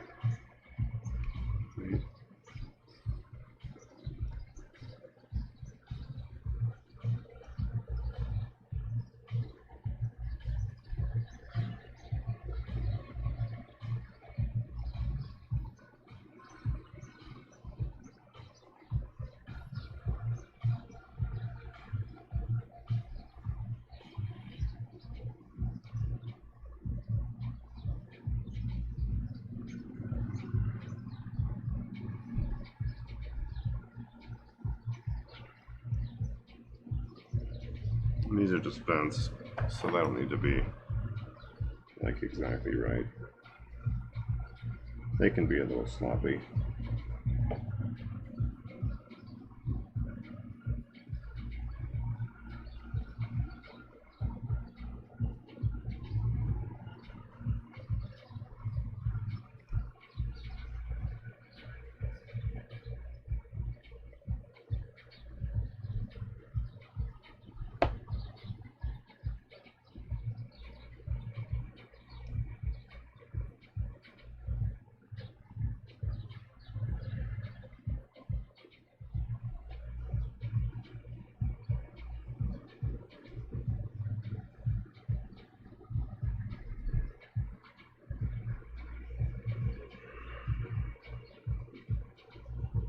Alright, that's good enough. So now I'll cut the one up the front. Actually, I'll take my spectacles off because they're not great for like really close up.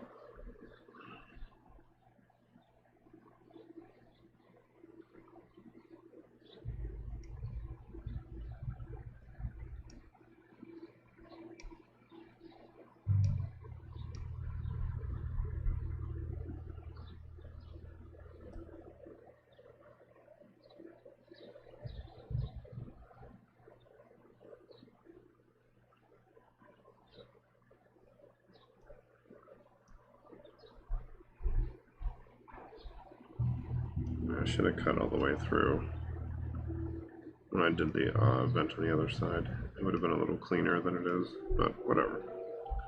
Whatever. It is fine.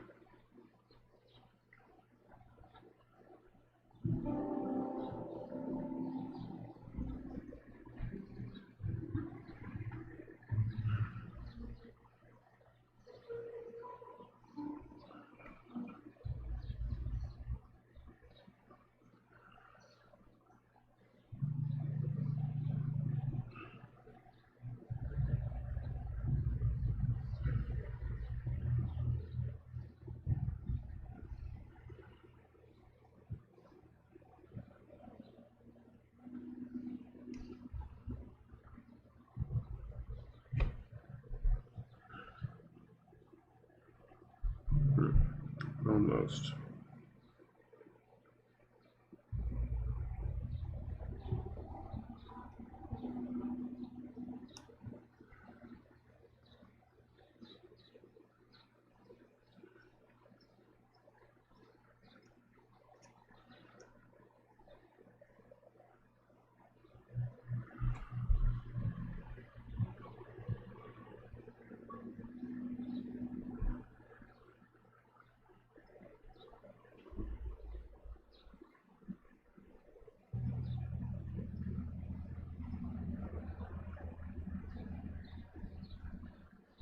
Ta-da! Okay, I gotta do the front one, I forgot. This one will be a little bit harder. Well, maybe not. I guess I just continue its natural plane up toward the top. Eventually it'll break through the surface.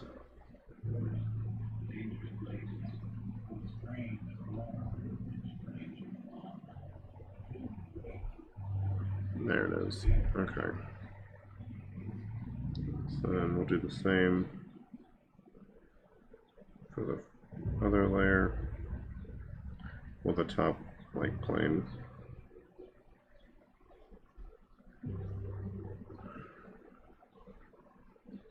Okay.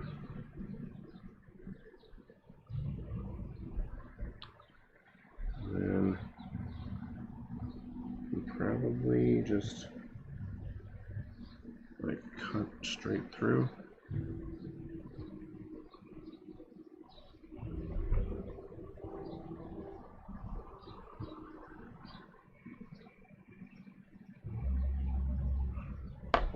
Chia. Just pull this guy out. Well, almost. Yeah. There's always some little bit that I missed. So that creates a vent there, and a vent there, and a vent there. Everything is good.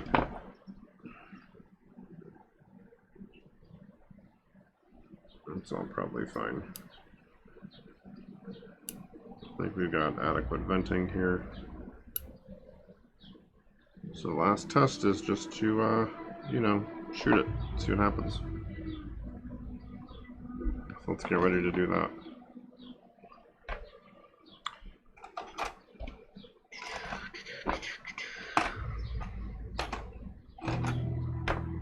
I definitely need to find something for that.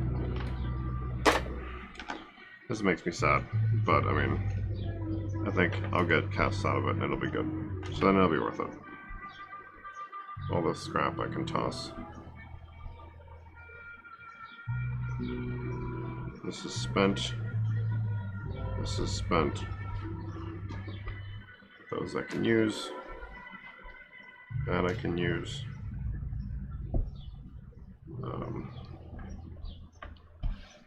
Let's see. Yeah.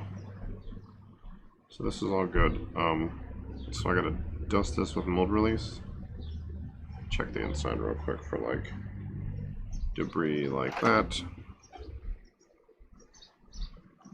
It's stuck to the side of the mold. These all the little bits for the mask look good. All the little holes and stuff. Let's see how this looks when I put this back in. Before I put like mold release and stuff on it.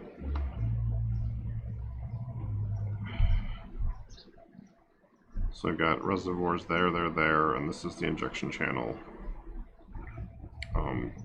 We'll tape over this to test mold it. And then, worst case, I might have to just make a plaster shell for this. And that's not the worst thing. That's like easy. Just something to keep this closed to prevent it from leaking.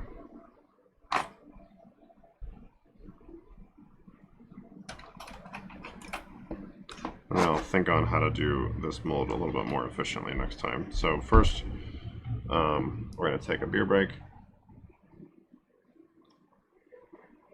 Sponsored by O'Neill Brewing Company. Not really.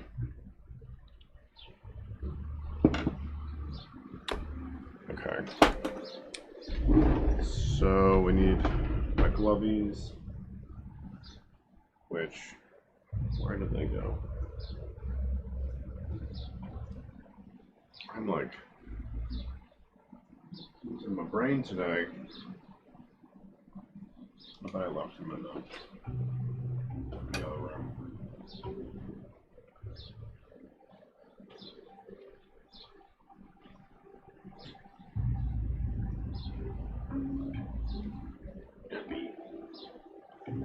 Shoot. Where did I leave them? Dang it. This is the second time I've like misplaced a thing today.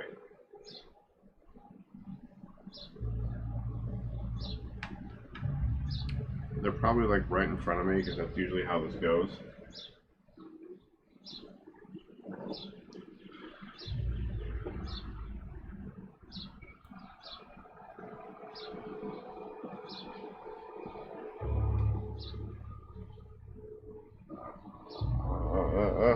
Shoot. How do I keep losing stuff? Like, whatever. We'll just get another pair. Whatever.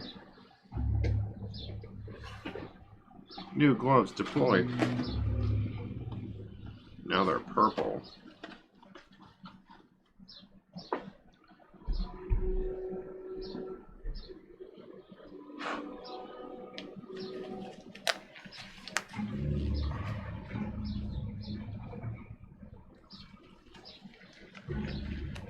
Nope, that's not how my hand goes. That's how my hand goes. Let's mark Mark these so we know which side is out. Not important, but you know, helpful. Alright, we'll put this stuff aside to scrape later. Can you move, please? So we're going to use 60D. I gotta hit this with mold release to get it ready. So we will do that first.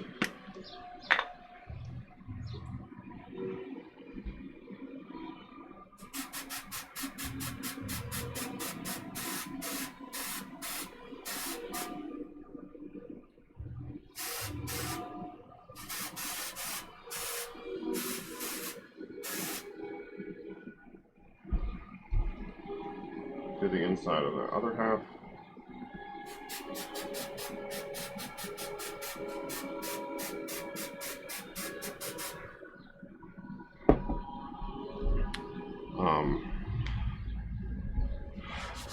I want to see if that's gonna make putting them together any easier while they're, if this is closed.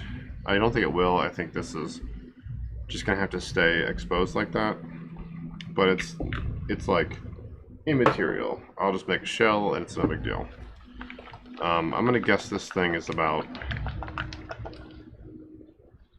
let's see, 1, 2, 3, 4, 5, 6, 8, 9, 10, 11, 12, 13.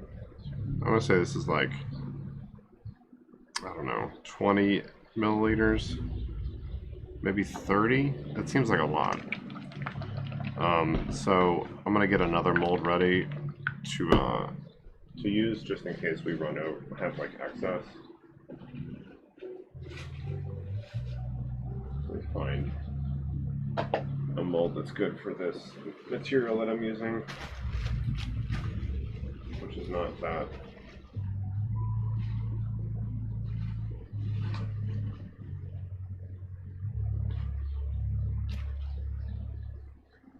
Yeah, I think we can do this sword handle, because that being a little flexible is probably okay.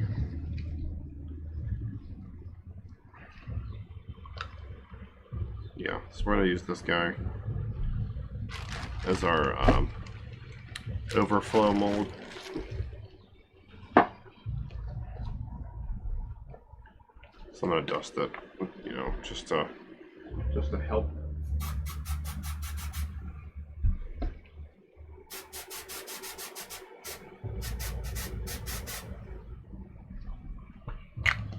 Alright, so that guy's ready to go. I said what, 30, so it's going to be 15 a piece. Alright, 60D.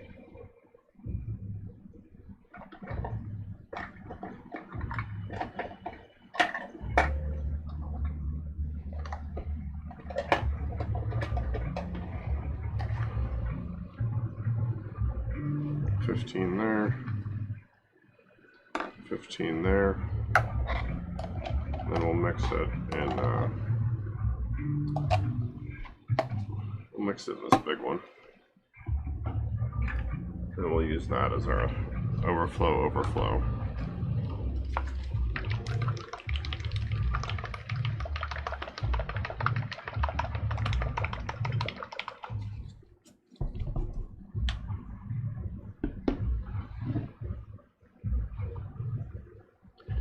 So it's 15 mLs. I always like to mark these, just makes them easier to read.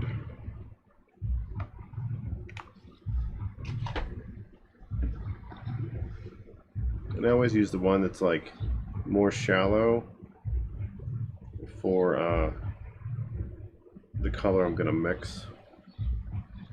Just gives me like a little bit more space to play.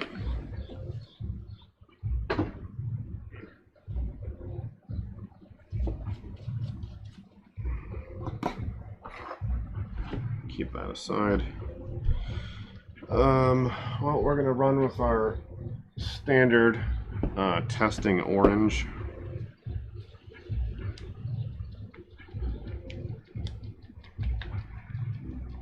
So we're going to add a little white to make it opaque. I think we can get away with, like, we'll just do 1 drop.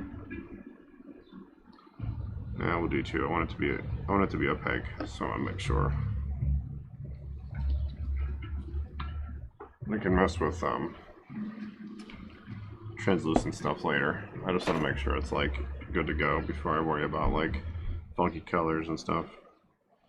That stuff is fun, but you know, I want it to like function first.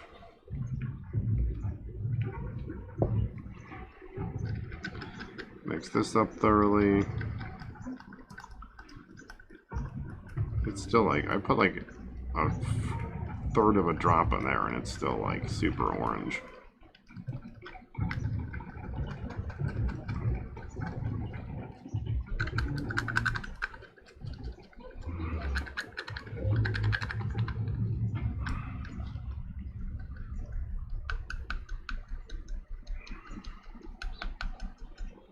Try to like, you can see it's like, you can't see it, but there's like, you know, it pulls off the tip of this scraper thing. So this, it's not a scraper thing, it's a palette knife, a plastic palette knife. But I use this predominantly for mixing, like color mixing of resin.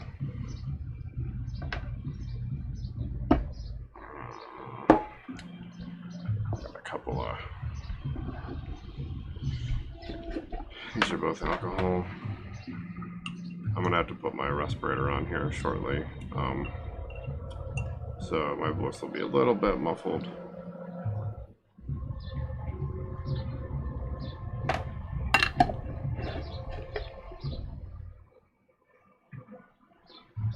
So let's leave that there. We'll move this over here because I don't need that quite at the moment. That's over there. This is done. Let's see. I don't want to measure that out just yet because it reacts to air. This is probably good. Let's see if that helped at all. Probably not. This is probably too chunky. Yeah. Okay. So that has to remain like this. But that's like good to know for the future when I design something like this. So then we're gonna wipe this back off because I have to put some tape on it to keep it closed.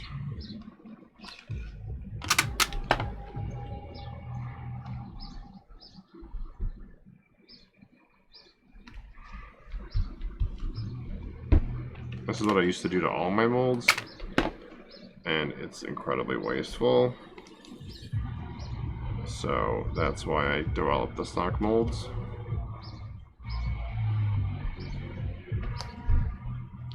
Because I didn't want to waste, like, you know, a roll of tape every time I made a run. It's like bad. Alright, so that's good. That'll keep it sealed enough. We'll put on the old respirato. I know that's not the actual word for it, but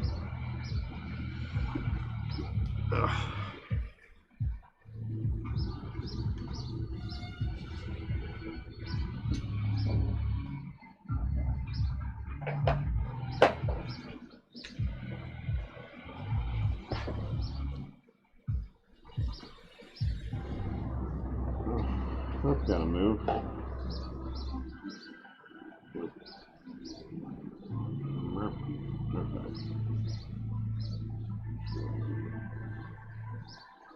Yeah, I guess we'll just leave it there. Alright, so put these guys together.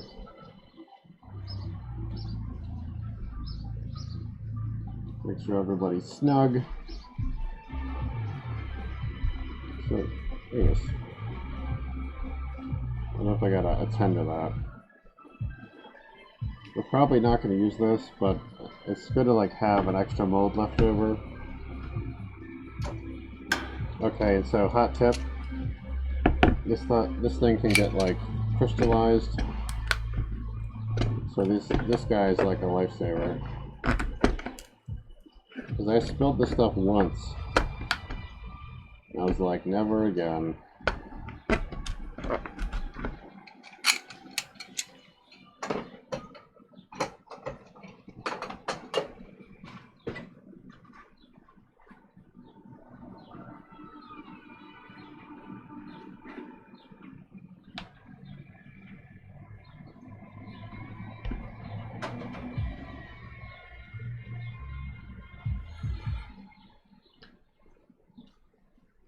Actually, I wonder if this stuff is really bad.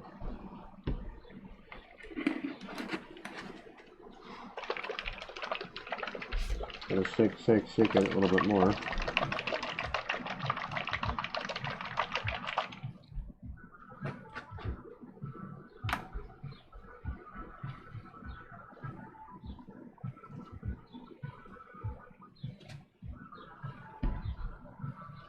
Oh, what a mess. That's garbage.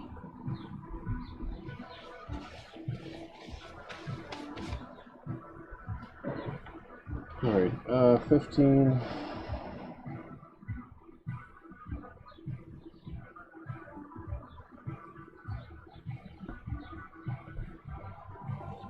Fingers crossed, it's enough. I'm pretty sure it is.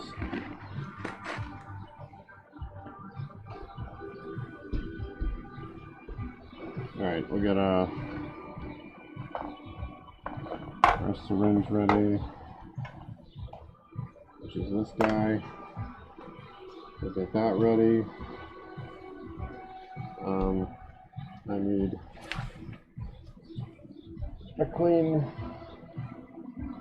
Actually, I can use one of those. I need these pliers. I need this. I need this. Possibly that. So scrape, mix, inject, clean. Okay, good. Oh, I'm gonna charge the pressure tank.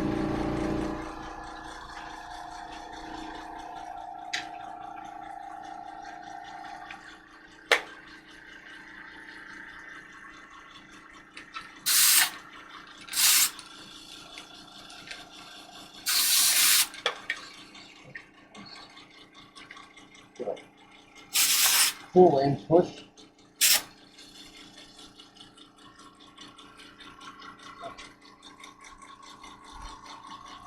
Okay, now we should be good to go. So we'll do, oh sorry, we're gonna go into this guy. So we'll go this guy in, scrape.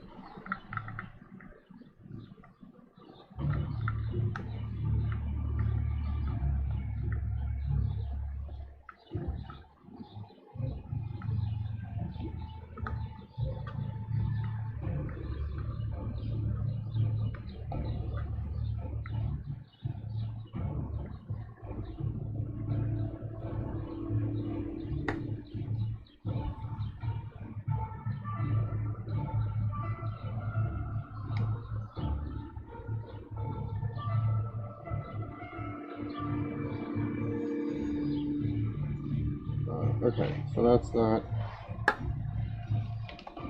Gotta clean this off real quick.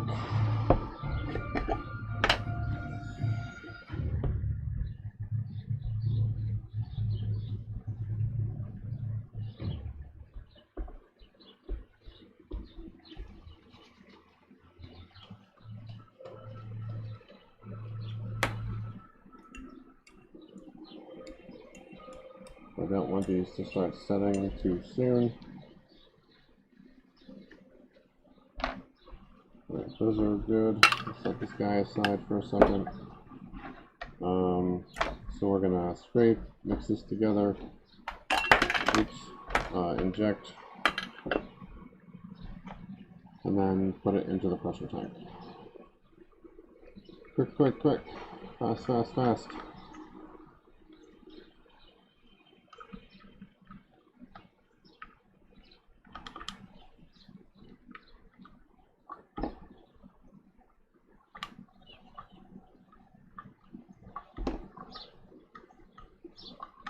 I forget what the work time is on 60D. I feel like it's like okay. Just a few minutes, several minutes. I don't think it's like super short. I'll check the bottle once I, put this all in the thing. Those can sit for a second. Stir, stir, stir, stir, stir. Stir, stir, stir, stir, stir, stir. Get the sides and the bottom. All the corners. We get it. You're full. You're leaking. Whatever.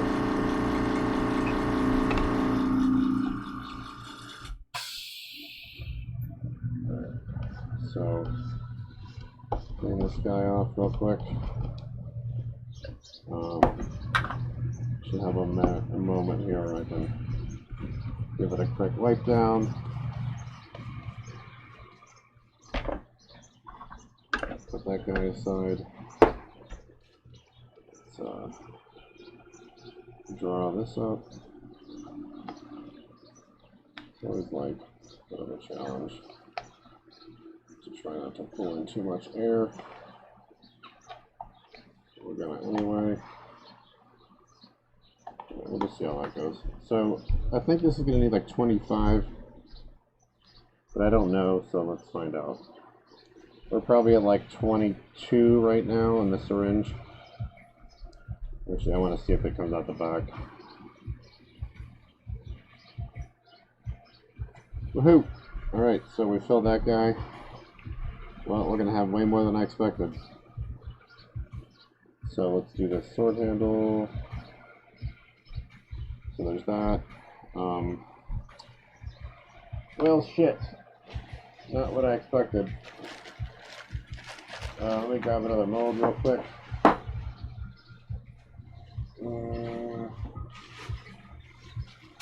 Yeah, we got some heads here. We'll grab a head.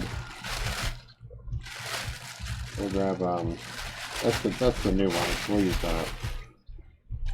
So we'll just shoot this real quick and see if we get like a full one. Hey, look at that. And then we'll just put the excess in here.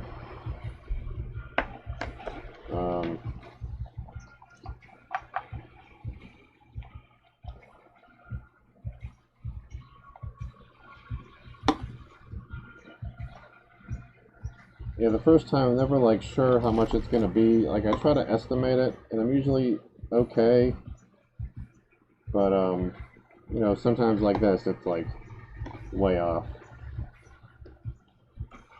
That's fine. You gotta start somewhere. So I'm gonna get this all in the pressure tank here in a second. Once I finish scraping this stuff out, I'll clean this up once I get this all in.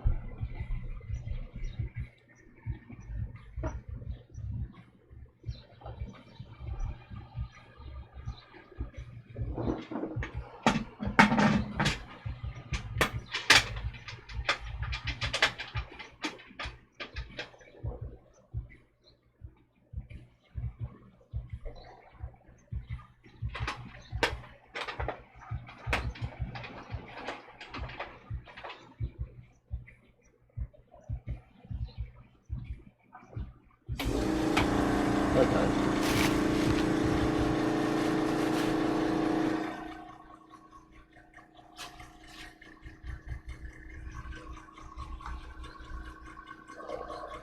So that's pretty much this. Okay.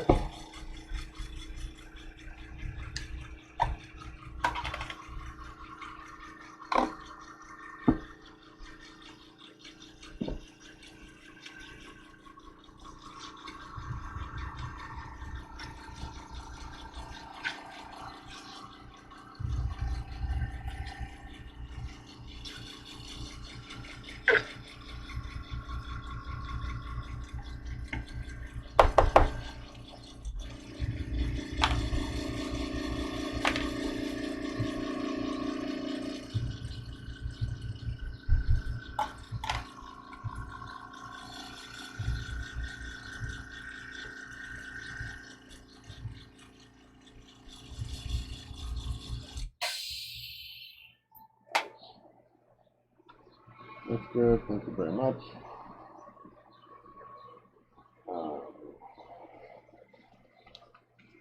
Towels. Clean this off.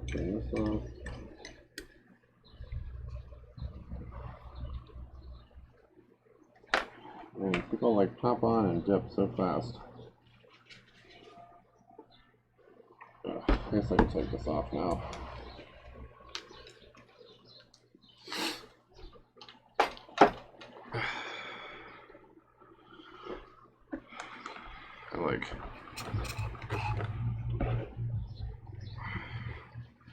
Definitely kind of surprised how quick people like jump on a channel and then like bounce. I guess it just depends what you're looking for.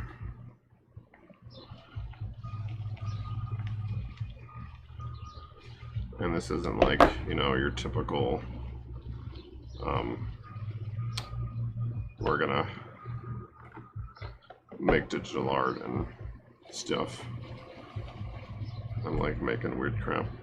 It's like this is a long process, so it's not even like I'm gonna, you know, do what seems to be popular, which is like you say I'm gonna make this thing today. You know, it's, if only it were that simple. This is not a fast-moving art. Lots of moving pieces.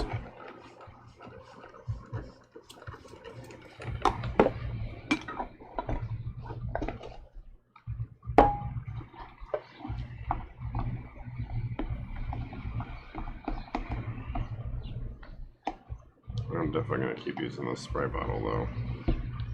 This thing is dope.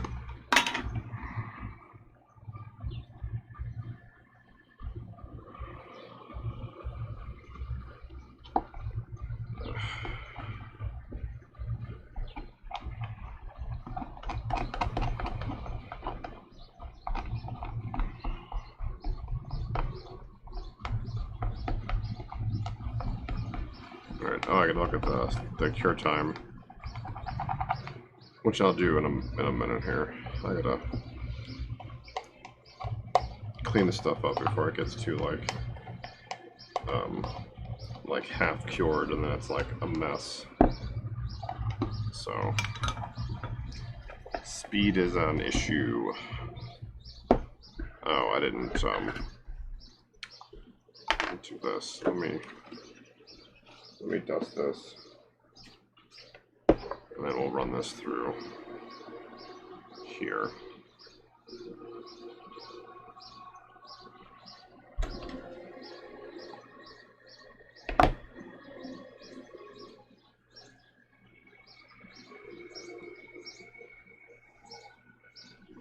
Okay.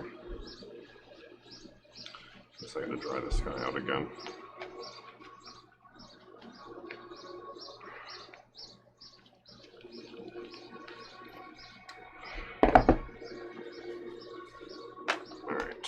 That. This needs cleaned off again.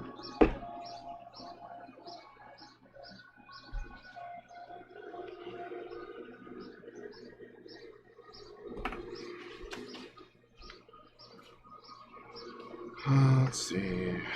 This needs cleaned, right? Yes, correct. So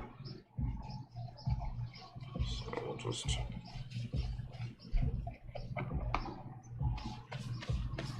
Okay, so the cure time on this stuff, it says you've got a 5-minute pot life and a 30-minute cure time. So what is it now? 5 o'clock, so 5:40-ish it should be done. And then I'm gonna do a post bake. Post cure bake, which helps it like finish setting up faster. Because sometimes it can, like thin stuff can take like a whole day, but if you post-cure bake it,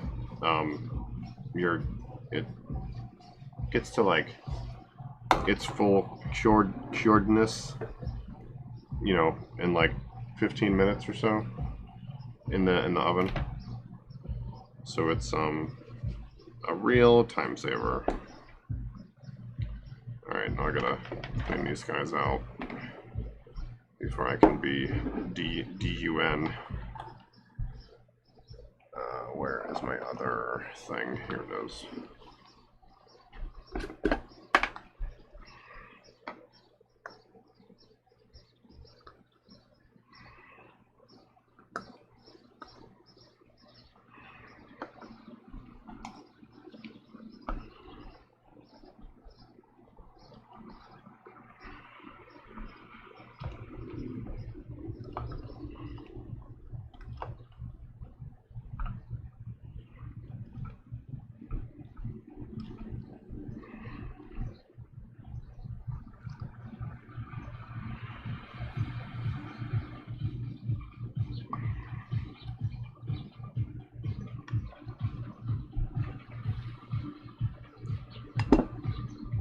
Don't fall over, please. I don't want to clean up that mess. Alright, so we're done with that. We don't need that pipe cleaner anymore.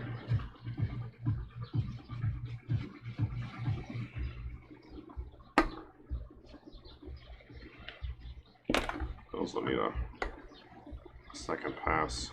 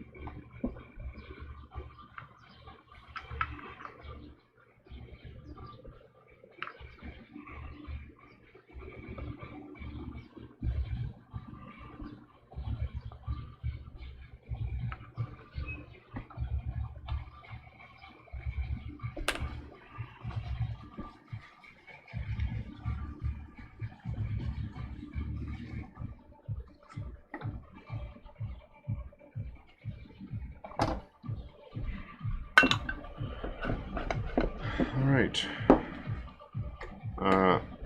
I'm gonna call that for now. I got some decent stuff done. I gotta go clean up, my tools and whatnot, and I gotta take a break, and I might come back and work on some other stuff. I may or may not stream, so I will see you next time. Thanks for watching.